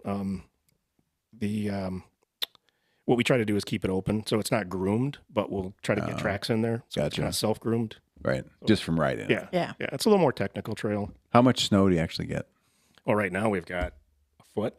Do you? Yeah. And how long will that last normally? Usually it comes and goes. Well, Yeah. But this time it's staying. Yeah. So it's been great. Yeah. It's been an early winter, Yeah. which is good. Did you get in one blast, or has it just been steady coming down? There was one blast when we were down in Kansas City, actually. When we were gone for Thanksgiving. Yeah. And then we came back to a foot of snow, and it's been on the ground ever since. Yeah. Where's the place to fat bike down in Lower Michigan? Like what's your favorite place to go fat bike? My favorite place? Yeah. Well, it depends on what you're looking for. And this is just gonna be West Michigan, because I don't make it out to the other side Sure. of the state. But in Grand Rapids, Merrill is great. Yeah. They groom that. You've got Luton up there, which is, I think that's self-groomed. I haven't been up there too much in the wintertime. Mosquito Creek. Mosquito Creek is my favorite. Yeah. Oh yeah? Yeah. Why do you like it? It's good. I like that it's got some nice flow to it, and that so you can actually it's just fun to And that. the back area. So they groom the main loops, and then there's a back area called Saints Loop, which is 4 miles. Yeah. There's a little 4-mile loop that's over half of it is all bench cut, and you're looking down at a creek. It's just very pretty. Yeah. How much elevation? I don't know. There's not a lot of elevation No. where we are, and that the bench cut at Mosquito Creek in the winter is. Oh, I ended up down in the ravine, and I couldn't get up. And it wasn't. I didn't. you Just didn't quite crest the hill, and I put down a Tried foot. to put a foot down and there was nothing there? well, no. And- So that back area, it was going through a freeze thaw, so it was an ice ribbon. Oh, So we're running studs, yeah. and it was a good 25-foot drop off the side of this bench cut down to the creek. And she got up over this hill, and then she put her outside foot down and hit the ice, and it went out from under her, Yeah. and then she went Down. but she only went hugged halfway the down. tree. Oh. I like and spun around the tree and lost the tree and And so she down. was like 10 foot down, and then maybe 10 or so foot from the bottom. Yeah. So I had to actually stuck go on a tree. around the trail, go to the bottom, and then like catch her, like help her get down and have her throw her bike down to me. And How are they grooming those trails? that one is self-groomed. So the Saints Loop itself is Okay. that 4 mile loop Yeah. is just fat bikes. Like they just pack it down themselves. It's snowmobile on the main trail. Okay. They pulling a drag? Tires? Drag. Yeah. I think. Well, how are they grooming in Merrill? Where are they used? Do you know? They use I think it's a snow dog. Snow dog? Barrel. Yeah, because it's a narrower track. Yeah. They've got a shed that they keep it out there. The ski hill is also a Cannonsburg ski Cannonsburg. hill. Has Snowmobile. Yeah, that's a snowmobile. but that's a really nice winter trail too. Yeah. The snow dogs are a workout. They've got one by us, Bass River, that uses I forgot the name of it. That 2-wheeled motorcycle, a Rokon. Oh, yeah. It's got one. Yeah. Yeah. So this one is a really tight single track that basically. And they're winds around. grooming with the Rokon. Yeah. Well, I guess Rambo was grooming with the Rokon for a while. Do they still have it, or did they get rid of it? I don't recall seeing it at the Hob the last time I was there, but it could be tucked away. I somewhere. think that they unloaded that when they got those. I think they have two smaller snowmobiles that are real narrow track. Yep. And that's how they're grooming some of the single track and the tight stuff. Yeah. Yeah. And then for Polar Roll, at least, we go up with the Snow Dog, and Dave and Paul help out on that. Yeah. The Snow Dog's, it's great. The only downside is it's tippy. You can flip that thing when you're up in Coyote Den and stuff. You can go for a ride. And once she starts going, it's over. It doesn't stop till you get to the bottom. Have you groomed it all? Mm-mm. It would seem like with your background, and I could see you getting into it and being very particular.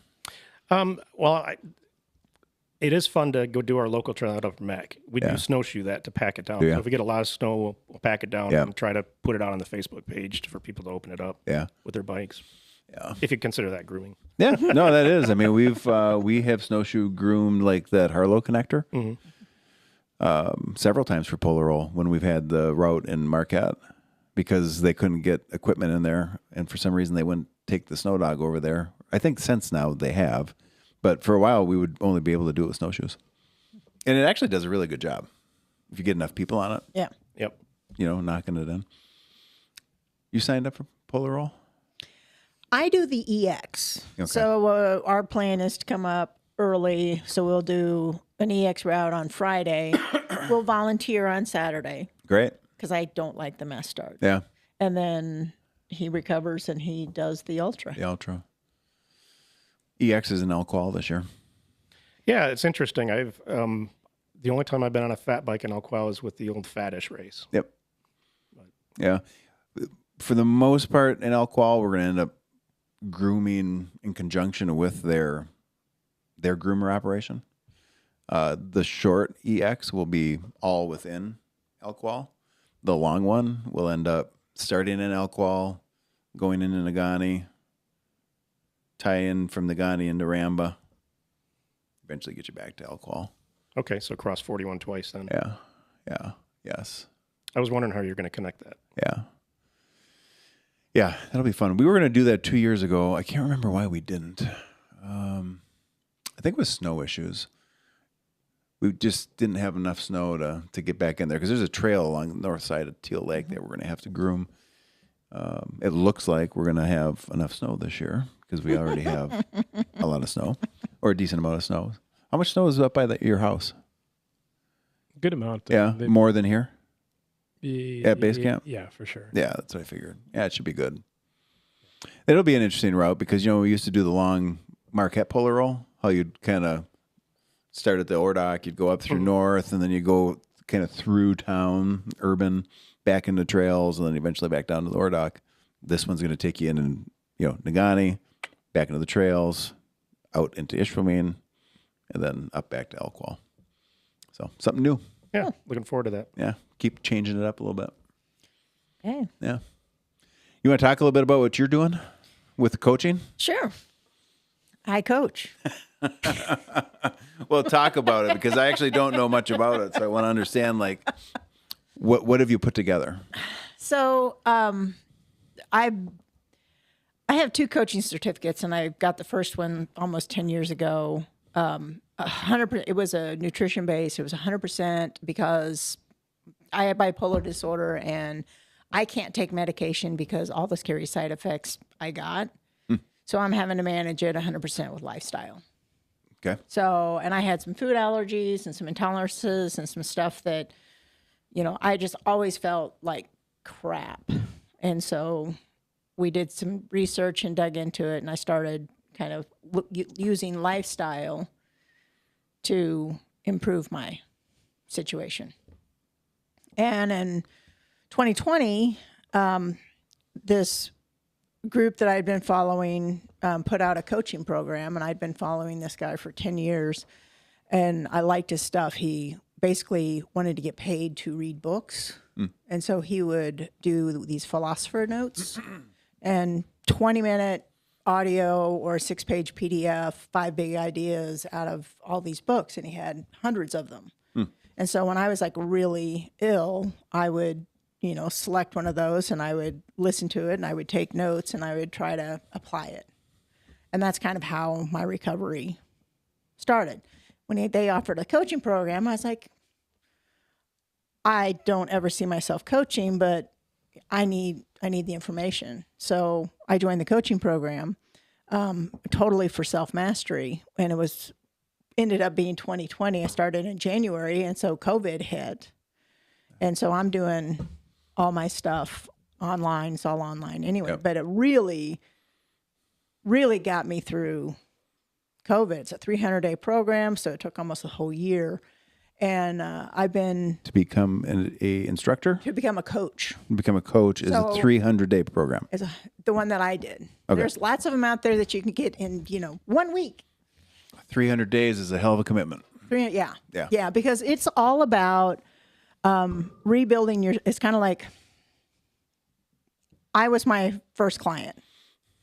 So it started with identity work.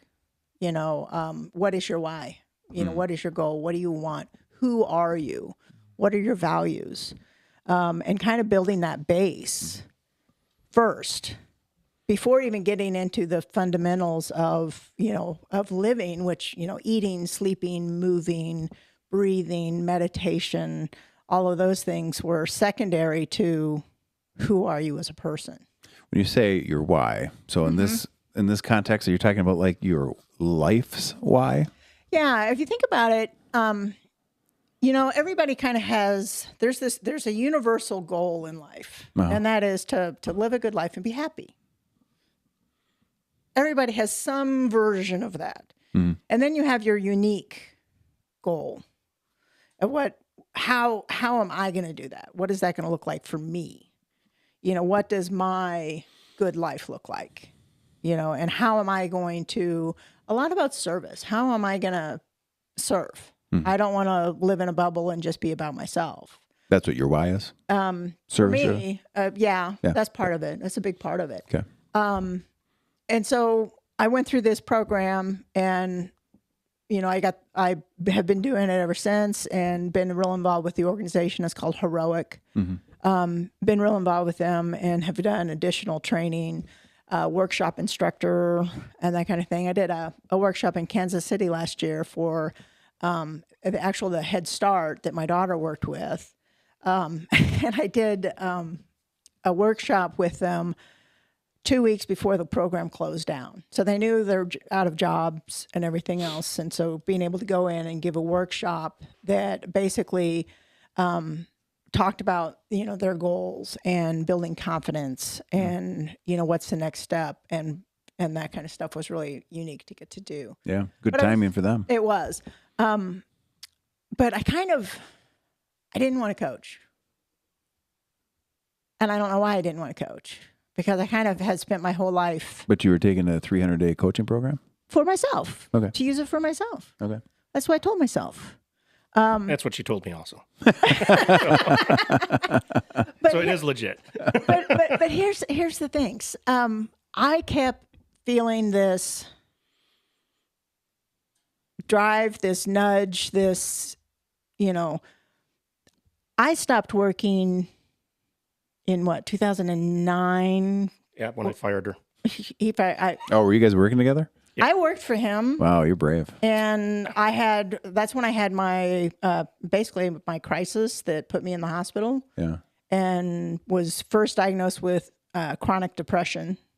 And then after they put me on an antidepressant, I shot up manic, and then it's bipolar. And that started a whole years of a very serious chronic, mental illness. And, it took a long time to dig out of that. Yeah, and working together didn't help. No. He basically fired me in the presence of a therapist, and assured me that he was not. You did it in the presence of a therapist? Was this, so you thought this out? It was part of my. You thought this through, buddy. It was part of my hospital stay. Wow, this was is a that, first. That Yeah. Fred, later after the show, let's sit down. I'm going to ask you some questions. Well, part of the issue was she was doing the finances, Yeah. and my business basically every 10 years has to rebuild itself. Yeah. You take a crash and you go broke, and Yeah. So it's build it probably back up. stressing her It out. was 2008 and 2009. She sees you're broke and she's like, what the fuck? Well, and she didn't want to tell me. and I didn't want to Right? tell She him. didn't want to tell you. So she kind of hit it, which means like payroll taxes weren't being paid. So Yeah. I get it. And I can't explain, what was going on in my head that made me think that if I did not open the mail, it didn't exist. Mm-hmm. And when I was in the hospital, he went through my office and found stacks and stacks and stacks of unopened mail. Yeah. But my brain was short circuiting. Mm-hmm. I mean, I was not well. Yeah. and we were close to $1 million in debt. Yeah. Wow. Yeah. And he didn't divorce me. And that's part of what led to the crisis. I knew this was happening, and I was like, he's going to divorce me. My children are going to choose him. I'm going to be alone in the world. That's dark. I forgot about all that. I was suicidal. So And was this being driven by what was happening with the business? a big part of it. There was a lot of hormonal stuff going on at the same time too. Okay. There's just a lot going on. I had been bipolar my whole life and never knew it. But once I was diagnosed, I could look back and go, oh, that's why I would blow up my life every 3 to 5 years. I would like blow it up and start over. But back to the coaching, I didn't think I deserved to coach. Mm-hmm. Who am I? Mm-hmm. But in the process, I really, I have so much lived experience. There was a point where I couldn't leave the house alone. A couple of years where I wouldn't leave the house alone. And Why? Anxiety, just fear. I could not handle it. I did not have faith that whatever I ran into, that I would handle it. And how did you work through that? Is that with the book, the program? That was a lot of. I'd started collecting tools, like self-help tools, and I was doing a lot of those philosophers. I couldn't focus more than a philosopher's note than 20 minutes. Yeah. But I started finding things. I discovered that our town had what's called a drop-in center, which is a community center for adults with mental illness, and it's run by adults with mental illness. And he was trying to dig the business out of this hole that I'd put it in, and really worried about me. So he would call me with some fake excuse to check in on me all the time, and I felt really guilty. So I discovered this drop-in center, so I started going there, so I wasn't alone, and he wasn't worried about me. And when I was there, I looked around and I realized, here are all these other people with diagnosis similar to mine. And they were on the board running this organization. Well, I had been on boards. I highly educated. I could help with this. And so then I got on the board. And then the executive director had a crisis that needed to be replaced. And I made a deal. It's like, I will do, freaked him out. I will do the business side of it, the books and that, because I had the skill set. But I wasn't a people person. A friend of mine was going to do the people side and the peer support side, and I buried myself in the office and, took that on. And, I'm real proud of the fact that we took this drop-in center from a really dark, wood-paneled, 4-room, depressing space and found a way to upgrade and move into a building that had, painted the walls and light and airy and like really changed the whole drop-in center experience. And I became the executive director of that for about 5 years. Where's the funding come from? Community mental health. Okay. So we had a budget. We hired peers. I was working part-time, so it wasn't a, full-time, thing, but ran that for 5 years. Yeah. So you were feeling better. Yeah. I did burn out. I was a peer support specialist, so I was trained to work with people with mental health challenges and help them through recovery. And a lot of times I cared more than they did. And I really struggled with the idea that, if I can do this, if I can go from here to here, you can too. Yeah. In theory. And that's not always the case. And so I burned out and then so I hadn't been working, for quite a while. So I didn't deserve to coach. But about 2 years ago, I was like, you know what, this is stupid. I really have a lot. I have a lot of life experience. I have a lot of knowledge. I was tired of being a librarian. I've got this head full of it's all based on modern science, ancient wisdom, a lot of Stoic. They really align. You look at the positive psychology movement and the Stoics, they align really well.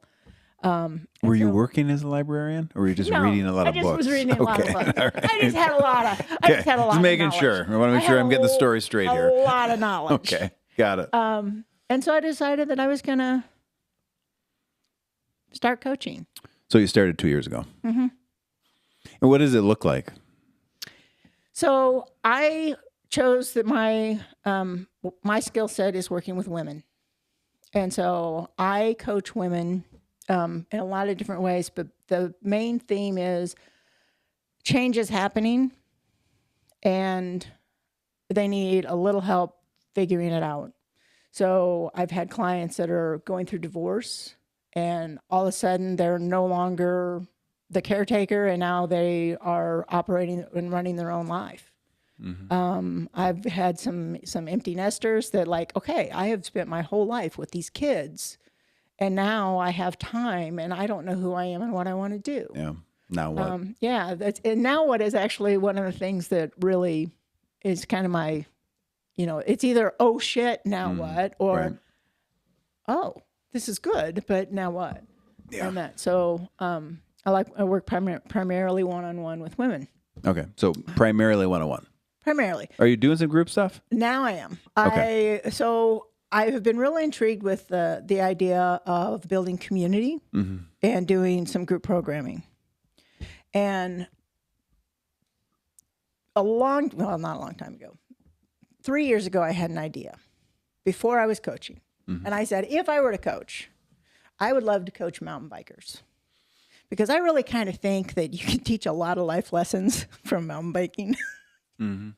And I even bought a domain that was called Pedal to Empowerment. But then I backed off of it because that's such a small group. How do I get into it? How do I do it? But I have developed a program right now that it's called Grit, Grace, and Guts. I'm gearing it towards the Margie Gessick crowd. 3 G's. 3 G's. And Think about that. Triple G. Triple G.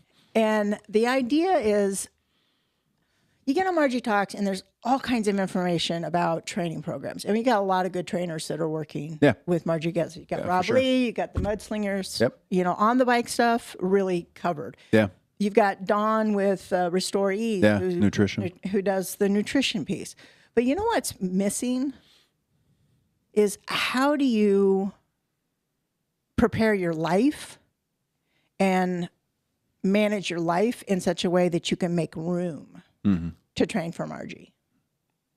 That's the tough part for a lot of people. That is the tough part for a lot male of people. or female, really. Because if you ask somebody, when their training isn't what they wanted it to be, and you ask them why, they say life happened. Oh yeah, well, that's my favorite. So It's like, are you surprised by that? so my program, what I've developed, it builds a strong foundation. We're going to dig into the why, going to dig into identity, dig into building confidence. If you're digging into their why, is it their why that they want to do Margie Gessick? Well, or is it something bigger, more transcendent? Here's the thing. I think that training for the Margie can actually be a really good platform to train your entire life. Yeah. I think the lessons that you can learn by doing this in this year can transfer into anything. So the idea is this community of women are going to come together, and they all going to have a goal to finish the Margie, but that's not the only goal. What does that actually look like? What does that actually feel like? What is that going to do for you if you actually finish the thing? And trust me, I'm in that camp trying to figure that out. Yeah. So we're going to look a lot at the foundation, a lot of pulling from past successes to build that confidence. Because I hope to finish the Margie. And when I say that, hope is actually a science. You have to want something better for your future. I want to finish the damn thing. You have to have agency. You have to really believe that you have the ability to finish it. And then you have to have pathways. You have to have lots of different ways, because it's not going to go right the first time. Your training's not going to go right the first time. Nothing's, on the trail's not going to go right. You got to have pathways. So the idea is to build that foundation and then get into the fundamentals of life. I mean, I'm not going to get into a nutrition plan, but you need to have one. And sleep. Sleep should be an Olympic sport. There's a science behind sleep. It is probably the most important thing that you can do. Eating, moving, sleeping. For restoration? Yeah. Breathing. Yep. All of those things. Creating a protocol so that you don't have to make decisions all day long. You can create a protocol for your training that, when I wake up, I do A, B, and C. And I don't have to wake up and go, what am I going to do today? So it's developing habits, and it's like learning how to install them. And just as importantly, deleting the ones that aren't serving you anymore. Yeah. Trial and error and figuring out what that looks like. Did you go back for a second? Did you say that hope is a science, or there is a science to hope? Both. Explain. Explain so I understand. What does that mean? I wish I could pull the science, the book from it. Shane Lopez. Okay. Shane Lopez. There actually is science to it. If you want, Shane Lopez. Remember that. there's actual science to it. So is there a study on it? Yeah. If you want to, I hope to win $1 million. I bought a lottery ticket on the way up here. I hope to win that $1 billion from Powerball. Okay. I hope you do too. Well, that's not really. You're biased, Fred. That's really not hope. That's more like wishful thinking. Okay. Because I have no agency in that other than I bought a ticket. But Well, I hold can't on. Make But that happen. Let's say I buy a Powerball ticket, right? Which I don't do. But let's say I do. And I buy it, and I'm like, I don't know what the fuck they cost, $2. And I'm like, God damn it, I hope I win. Like, I literally hope I win. And that's hope. That's wishful thinking and that, but it's not the science of hope. Okay. It's So not. what's the difference? So the difference is you have to have agency. What you are hoping for, You can control the outcome? not control the outcome, because that's where the pathways come in. Okay. But you have to know that I can do it. So I do a talk with a college in town for the behavior disorder classroom every year, every semester actually, and talk about what it's like to live with bipolar disorder. And I frame my entire talk and my recovery on the science of hope. Okay. So, for example, when I first was diagnosed, the picture that the professionals painted for me was pretty hopeless. What picture did they paint for you? It's a lifelong illness. You will forever be on medication. You will probably never work again. And, you know, if all goes well, your life will be shortened, but you can live a decent life. And you needed electroshock therapy. Well, that was after the medication failed. And this is how they treat bipolar Well, disorder? there are good medications that work for bipolar. The challenge with bipolar disorder is you have the depression, and everybody really understands and kind of has a good idea what depression is. And they have medications that elevate the mood, right? Okay. So with bipolar, not only do you have the depressions, but you have this manic side where you're really high energy. You lose all sense of risk. You just are. It feels really good. Yeah, you're riding a high. I mean, you're invincible. Yeah. You know, you just are, and every idea is a good idea. He came home one day, and I had dug a hole in the backyard because I was building a water feature. Oh, interesting. Like Yeah. a pool? Well, I mean, I don't know what I was planning, but it was going to be great. You know, shopping. Oh man, he could like look at the debit card and tell you what streets I drove on because I would be driving along going, oh look, and I would pull in and buy something, and you know, I mean, I was just, yeah, the manic side is different. Yeah. There's a mixed episode which I dealt with a lot, which is freaking dangerous, because when you're depressed, Mixed meaning both at the same both time? at the same time. That so seems I like a would wild ride. Well, because I would have the mental dark. This is awful, and you know, I don't want to be going through this. Yep. Along with the energy level of the manic, which means that I could really act impulsively, and that's where the real dangerous is. But anyway, I form my entire talk on the science of hope because at first I was hopeless. I did not see a brighter future. I was in bed most of the time, wasn't living my life at all. And then, so no hope. Couldn't even get past the first phase. Then I realized, okay, there are people with bipolar disorder that are doing more, and I could do something. I could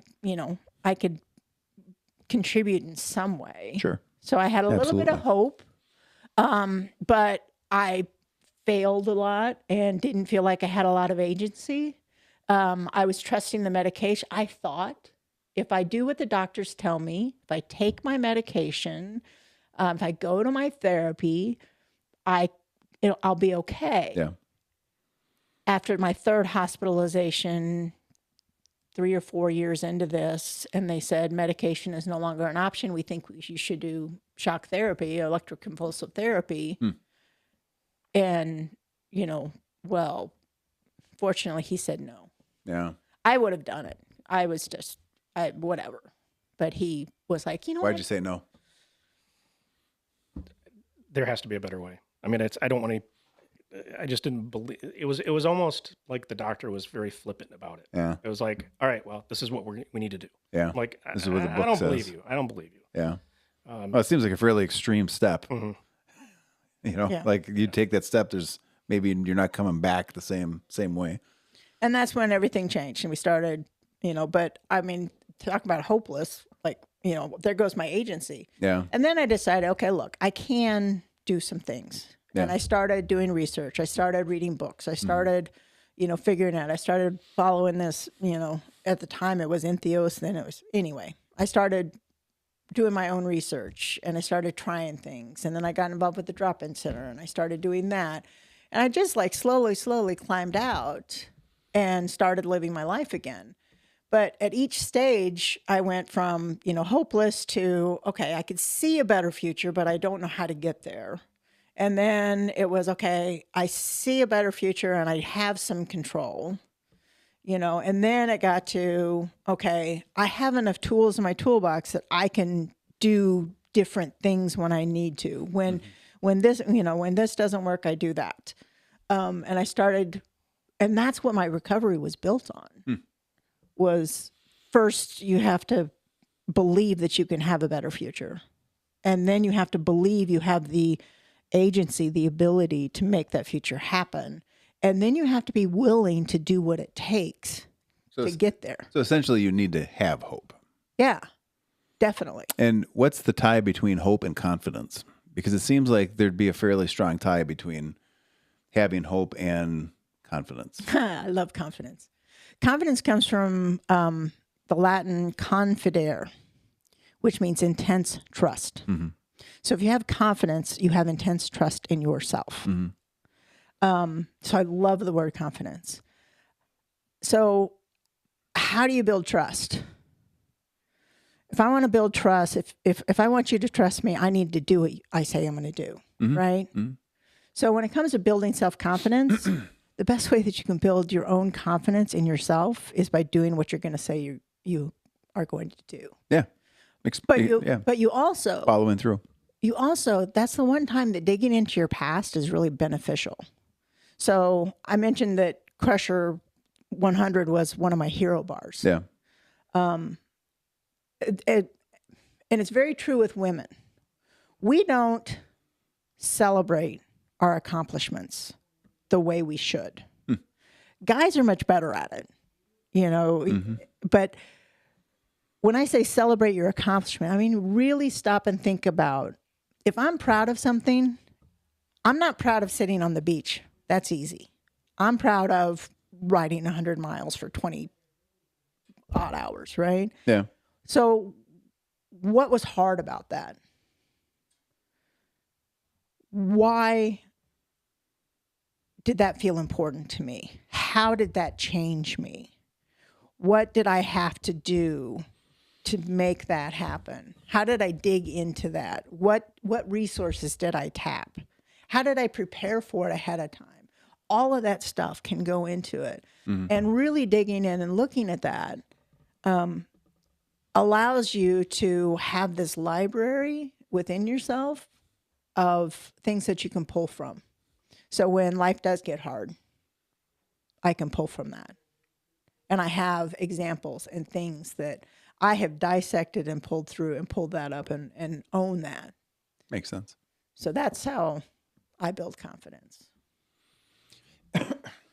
How, if you're working with somebody one-on-one, is it ongoing? Is there a specific time frame? How's it work? For me, it's it varies. It obviously I would love for it to be ongoing. Right. So maybe it's up to the person. It's up to the person. I always start with a 3-month commitment, because I can't help somebody make changes in their life with 1 session or 2 session. It takes some time. And it's a relationship, and you have to get to know each other. I have one client that Build I've been trust. working with. Yes, build trust, that I've been working with for over a year. And I've had other clients that I worked with, weekly, for like 6 months. And then they're like, okay, you know what? I can go to every other week. And then they're like, okay, I think I've got this. How about once a month? And then they're like, can we be as needed? And that's, that really is kind of the goal, is to help somebody through the hard time, teach them skills so that they can utilize them themselves. Yeah. And go on. I agree with that. Philosophically, I think, because organizationally, I would say that the way that we're established is to try to empower people to be self-contained, to be self-sufficient, the whole self-supported ethos. Yeah. So basically, you're not needed anymore. Absolutely. I mean, I coach 100%. myself out of a client. Yeah. So you give them the tools to get themselves out of something, or to build upon something, or Yeah. You're allowing them to be autonomous. Yeah. But I think in what you do, and I think I've seen in what we do, once you've developed a relationship with a person, and even if they've had these experiences that have made them self-sufficient and improved their confidence and independence, they tend to hang around for the group, The community. the community. Yeah. Yeah. You know, and they find other ways to participate. So maybe I'm not going to participate this year in the trilogy events, but I'm going to volunteer and see it from the other side, or I'm going to go coach with the kids and try to keep this culture and mission moving forward. Yeah. So, I mean, Community is really important. And well, it's that's the why- key. That's why I decided to the program that I created is a group program that I'm offering starting in January. And the idea is to, build a community of badass women that do hard things on purpose, and come together around this common goal Yep. and share their wisdom, their life experience, and bring it all together. 12-week program, and then some ongoing calls throughout the year just to touch base. And Do you have a sense? So, I mean, you're kind of, some of this you're aiming a little bit around the Margie, right? yeah, And is there anything you do together as a group? well, there'll be group calls. So Okay. every week there'll be a group call. Gotcha. And the format kind of is there'll probably be, 10, 15 minutes on topic. Got it. This is what we're focusing on. Okay, got it. I'll have some exercises that will help them, either breakout sessions where they're one-on-one with each other, going through some exercises, or, that kind of thing. All the calls will be recorded if they can't make it, but you want to encourage it. Kind of like the 906. If you're going to sign up for it, you really need to show up. Yeah. Finish what you start. Yeah, and that, but and then a lot of Q&A. So the call is really 60 minutes, but the room is open for 90. So that continued questions and answers, or just community building, chit chat.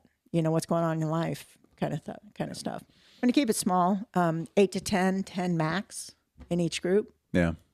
And Yeah, it so- makes it manageable.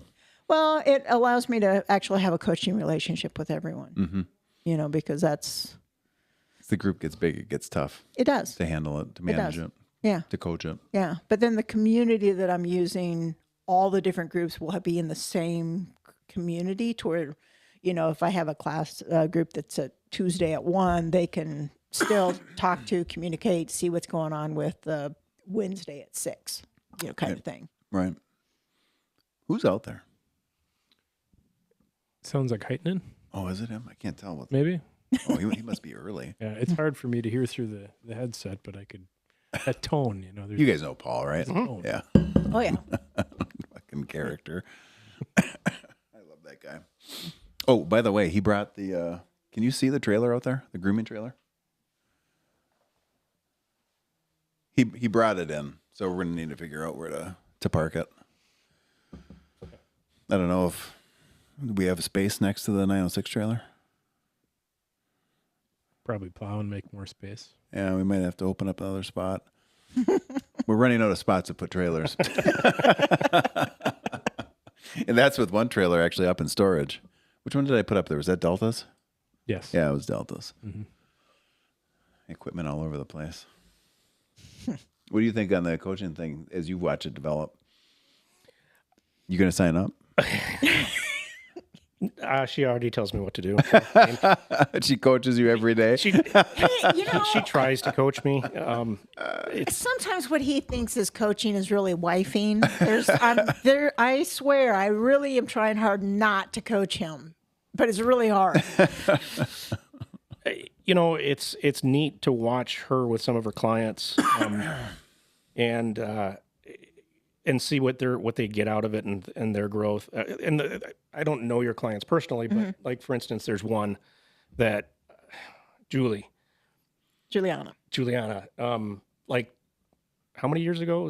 10 years? No, eight It years would have been ago. 10 years ago because Flynn was a puppy. Yeah. So 8 years ago, we brought our dog down to see Grandma down in Springfield, Missouri, and to visit Santa. And she had a service. You brought your dog Yeah. to visit Santa? Yeah. Well, yeah, because I had a service dog for a while. Oh, okay. Yeah. So he was allowed to go into restaurants and stuff. So we went into this restaurant with him, and he's Wait, can I ask a question? Were you taking the dog to see Santa, or were Yes. you going to see Santa? no, we took the dog to see Santa, get pictures. Okay. Continue. So we went into a restaurant, and the waitress there, we always get into conversations with the waitress, especially when you can meet some very interesting people. And she happened to be, she had nice jewelry on, and we got to talking to her, and it turned out she was a metalsmith and she did a lot of the door handles and stuff at the Big Bass River Bass Pro Shop. Oh, no Springfield, kidding. Missouri. And she's like, yeah, I'd love to have a workshop to do my own stuff at home. And I'm like, well, what do you need? And she's like, well, I really would like to get myself a MIG welder. I'm like, well, I just happen to have a MIG welder you can have. So this is down in Springfield. And she's like, really? I'm like, yeah, absolutely. So I got her address, and then we got back home. I boxed it up, shipped her the welder, a welding hat and some tools and stuff like that with it, and gave her the welder. That was like 8 years ago. And then when Beth started her coaching business, kind of put it out on Facebook, and we had been you friends on Facebook, but because of that incident. Yeah. I had no idea when she reached out to contact me about coaching. I had no idea. It took me. She's like, I don't know if you remember me, but your husband mailed me a MIG, and I'm like, I was going to say, you'll probably remember her unless you give MIG welders to everybody you meet. No, yeah. I just have a closet full of them. and so, okay, I forget the client and everything, but how cool is it that made such an impact on her? Yeah, for that sure. This total stranger, a patron at a restaurant, took enough interest, and we had quite a long conversation with her. Yeah, and that, enjoyable. and he followed through. Yeah. How many people's like, oh yeah, I could do that for Yeah. you, And and then they don't do it. and then they don't, and It's a classic salesman move. he did, and it made a huge impact. Yeah. And she's one of my best clients, Yeah. making huge progress. It's awesome. I love working with her. And she's awesome. and it's neat because she's helping her transition through not only relationships but Just business. her business, and just she's in a transitional point in her life Yep.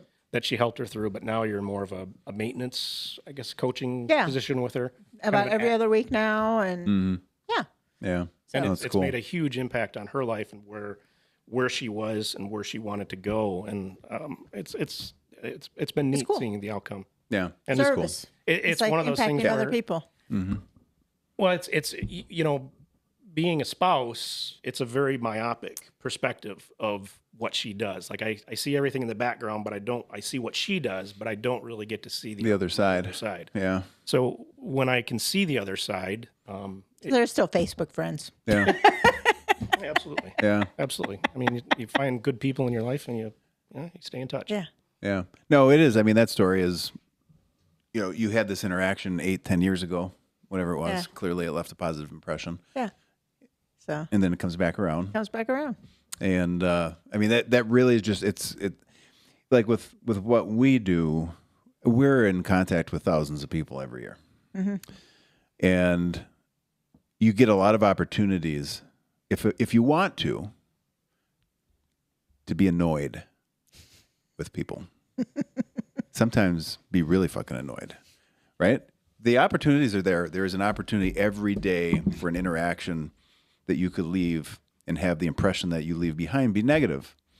And I'm always just trying to stress, like, we organizationally have to be neutral in that way, and that sometimes it's irritating, frustrating, all sorts of words, but you don't know on the other side, like what you're saying, like we know our side, we know our stuff. And if it's inconvenient at the moment that somebody's asking you 52 questions about something they could just go to the website and find out about, but you don't know on the other side of that DM or text or email what is going on in their world. And I mean, I've had people who, not surprisingly, probably over the years, I've pissed some people off. And I've had some pretty enhanced communications come into my inbox. And if there's one thing I learned a long time ago, it is learning the art of de-escalating. And sometimes the art of just de-escalation is just shut your fucking mouth and let them say what they want to say and just give them that runway. And then when they're done, walk away. And those situations, more than once, I'd say several times, have resulted in that person eventually comes back around and they're like, I remember I lit you on fire 2 years ago. and you let me do it and you didn't say a damn thing and I had it coming. And then our relationship is okay. So anyway, it's just, You never know what's going on. you in the just office. don't know. You know, I find that aspect of the 906 events interesting, even like, especially the Margie. You know, there's the blame Danny, blame Todd. Yeah. And I get it, but I don't get it. Mm-hmm. So being a participant in the event, I just laugh at that stuff because it's there. But I wonder how many people actually, we actually listen to a podcast where someone uses that as motivation. Yeah. You know, get pissed off at Todd about something. Right. Well, you volunteered to go into the event. Right. Get pissed off at yourself. You signed up. You know, and It's your credit card number. and honestly, it's one of those things that being a business owner, that's what it's taught me, right? There's always, be careful what you get pissed off about. Are you actually getting pissed off about the event, getting pissed off about a person, or are you just frustrated with yourself? It's almost like, here's an interesting one. And this is kind of like, I use an analogy in my business because in engineering, you make a lot of mistakes. Yeah. And my guys make a lot of mistakes. Sure. And being as a leader, I got to take responsibility for their mistakes. Right. And when we were raising our first dog, we got this, you know where I'm going with this one. We hired this lady from Barkbusters, right? And Barkbusters. Yep. Barkbusters, Come into the house to train the whole family on how to train the dog. How to train the dog. Oh, so they train the family. Yeah, train train the the family on how to train the dog. And what's interesting is one of the first things they teach you is the dog doesn't understand English, but dogs communicate with barking and growling. So when the dog does something bad, you bah, right? Bah, like you're angry. And then the dog understands that anger and they respond to it. So like if the dog poops in the house, you don't get pissed off at the dog and bring it over and rub their face in it. Right. You bring the dog over to the poop and you start baaing the poop, right? Bah. You start barking at the poop on the floor and the dog learns, oh, it's bad in the house because the poop is bad. So every time there's an event in my business or my life, it's like, and I remind my guys when something happens, I'm like, just bah the poo. Oh, I thought you were going to say you bark at them. Sometimes. No, It's effective.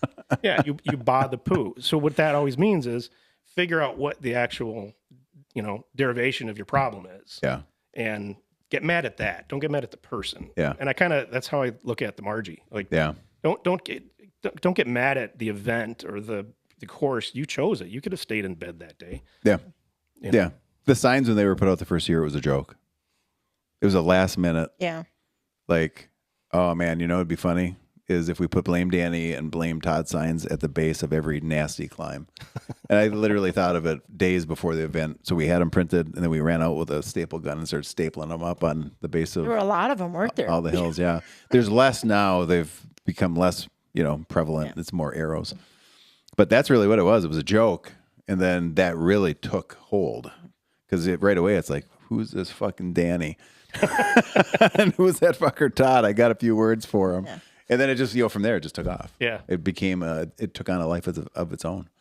I think Margie is kind of magical Oh, absolutely. because it becomes whatever each person needs it to be. And I think it's whether you're a participant or a supporter, because I've done both things. It really does. It's not the same for anybody. I mean, what I struggle with is completely different. He cannot comprehend what it is, how I struggle, and what he struggles with. It's different for everybody. Yeah. And it becomes what you need it to become. So even from year to year, what you need that year might be different, and you're going to come away with a very different experience. And I think that's why so many people come back, is because it's going to be different. Even if the course doesn't change that much, No, it can't. but the experience, it's different every time. And whatever you need, whether you actually want it or not, that's what Margie gives you. Yeah, I think the physical challenge of completing it, paired with the experience of community that you get to witness for 25 to 36 hours, I guess, if you kind of back up and include packet pickup. The big thing I keep hearing that brings everybody back that they're so astounded by actually more than the course is the community Absolutely. and the Absolutely. outpouring Yeah. of people. And, I think that our events, whether it's the trilogy or even the youth program, the youth teams, I think there's magic in each of those. And I think the magical thing is we have really done a good job of de-emphasizing celebrating heroes and like it's not that top-down Right. culture that most races have. It's not age groups. We're not giving out 400 trophies. In our community, it's almost like you have to be willing to give up a little bit of something, like a little bit of an opportunity to put yourself above everybody, to be with everybody. I don't know how to describe it, but I think that that's what's different because there's not a lot of places like that. And it's still a group that does really embraces the idea of doing hard stuff, and we don't shy away from challenges. Yeah. We take the challenge head on, and we accept there's going to be bad times, and we accept we're probably going to fail from time to time, and we accept that we might go home with unfinished business, and we come back and take care of it. Well, and I think you've done a really good job of leveling the playing field. That the person that finishes first and the person that finishes last, the person that does the 100 and the person that does the mini, it doesn't matter. It doesn't. It's finish. It is. And It's start and finish. Yeah. I tell you, one of the things that I look forward to most in Margie, since we're talking about Margie here, it's my favorite of the three. Yeah.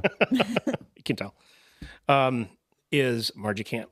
Yeah. I And love Margie so Camp. Yeah. for the last 2 years, I've been able to coach Mm-hmm. and, be a lead coach. And I've gotten, Which you didn't want to do at first. I didn't know why you asked me to do it. You should have why- been on the other side after he got that email. Oh my gosh. It was downstairs. What the fuck? But the group that I got was the first timers in the Yeah. 50. And I think we had one 100 miler, but taking people out in Rambo or even on the trails for the very first time, like they see Margie as this big, ugly monster. And I even use all of the different analogies of I'm going to show you all the monsters on the trail. Yeah. We're going to do the Dirty Mary. We're going to do the, Dirty Mary to flannel for Lou. That's good. When Stonehenge had that big, great straight down, Yep. we're going to do that. That's a big, ugly monster. So I basically run through and show them all the ugly monsters, and we try to session as much as we can. We stop and session. And at first, people were asking, like, why aren't you guys just riding? I'm like, well, because I want to talk to them. We want to figure out why is that an ugly monster? Let's talk through it. The stairs, like, it's 50-50 whether people are going to go down the stairs. And if somebody goes down the stairs that were afraid of them before they got there and they always heard about them, but then they complete them, it's like you're watching this person just light up, like their confidence builds. Are you talking about the double? Yeah. And so when they're done with camp, it's wonderful to talk to them, and they have this relief. Yeah. This isn't as bad as I thought, And then they get there and it really is. Oh, I'm sorry. Well, It's stringing it together, but we've talked about this in the past when people come in Thursday to Margie Camp for check-in and stuff, and they get their camp stuff set up. There's tension. There's unknown. You can feel anxiety. Friday morning, and this is maybe a little bit more back in the day, but after the morning Friday ride, like for the lunch break, when we used to have everybody together for lunch, it'd be like eyes are like this fucking big because they had their first ride and they're like, what the fuck? I got 2 more. I got a day and a half more of this. But then as you go get back out and do it again. right, then you got to do it again in an hour. But then from that point, it's like that Friday night ish would become the high point of anxiety and uncertainty, and then they kind of level off. It comes down, and then by the time they go home, they're like, "All right, yeah, I got this." yeah." And to the credit of yourself and the Margie Camp coaches, I think a lot of that is because there's people who are willing to give of their time and themselves and their weekend or partial weekend to help people, back to the service piece. Yeah. They don't have to do that. So it's huge. Couldn't do it without good coaches. Well, I think Beth's going to volunteer with the kids I'll do at the Margie kids Camp. at Margie Camp. Have you talked to Julie? I have, but I need to make sure she's got it on our list. Yeah, just email her, let her know that you want to do it. That's good because you've gone through 906 training, and we don't let anybody ride with the kids who haven't been through the training. So yeah, that'd be great. I think we might have to go. I think Paul's out there. You got anything you want? If somebody wants to reach out to coaching, where are they going? They're going to bethegge.com. BETHEGGE.com. Okay. You want to plug yourself? Do you need any business? Plug me. Like if they need somebody that does what you do? No. Okay. Nobody that I work with understands what I like to do on the side. If you want to learn more about what Fred does, just get a hold of me and I'll point you over to him. No. But the other thing that's interesting is feel free to reach out to me on any of the other events if anybody has questions, because I get DM'd all the time by just somebody reaching out. Hey, I'm doing my Garmin. I think Corey reached out to me one time. She was trying to get one of the crusher routes into her Garmin. And I'm like, Corey Ann? Yeah. Yeah. Yep. I'm like, I can't explain it. Are you on Teams? So we just like instantly a team hop meeting. on and do it. And so it's I enjoy helping people out. Yeah. If I have some information of an event or a race or a technical piece of gear or something. Yeah, so that's a good plug. I mean, for any of the 906 events, there's 3 private groups. There's Margie Gessick Talk, there's Crusher and Hints Gravel discussions, and then there's the Polar Roll, Polar Stroll group. So if you're interested in getting in those Facebook groups, get in there, and then find Fred, and you can hop on Teams with him. Before you message me, use the search function on the Facebook page. Yeah. There's a lot of answers in there. There's a lot of information already out there, and it just accumulates year over year. Tons. And if you just do a search for, especially on the ultra stuff, there's if you're doing the Polar Ultra, definitely get on the Arrowhead Dream Team Facebook page and do searches on that. Yeah, I'm trying to get Ken to come up here and hop on the podcast. Last time I did Arrowhead, he was quite curious about the ultra event. Yeah, because I had already completed one of the ultras, and then I went and did Arrowhead the next year. So I remember that. Yeah, so he was kind of curious about. Actually, he was more curious about the differences. Yeah, and how did you organize your event? Yeah, yeah. I'm gonna get him over here one of these days. I sent him a message last week. He'd be an interesting one. I don't know him at all, but. Nice guy. Yeah. Everything I've heard is cool. I've military background from what I've heard. So I like to pick his brain.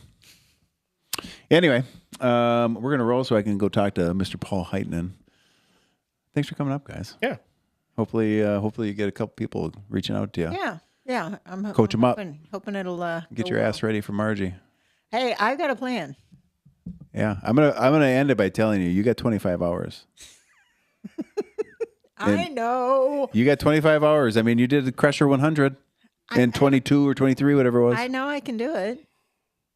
So yeah, I'm working on that. There's the surface why, and then there's the why is that important, and then why is that important, and then there's the why. And you can really. I haven't I stay pretty surface, and when it gets dark and I'm not having fun, that doesn't cut it. So I really have to, dig a little deeper than just that surface. Well, Paul's a miner. Why don't you run out there and ask him how to get deeper? All right, we're out of here. Over and out.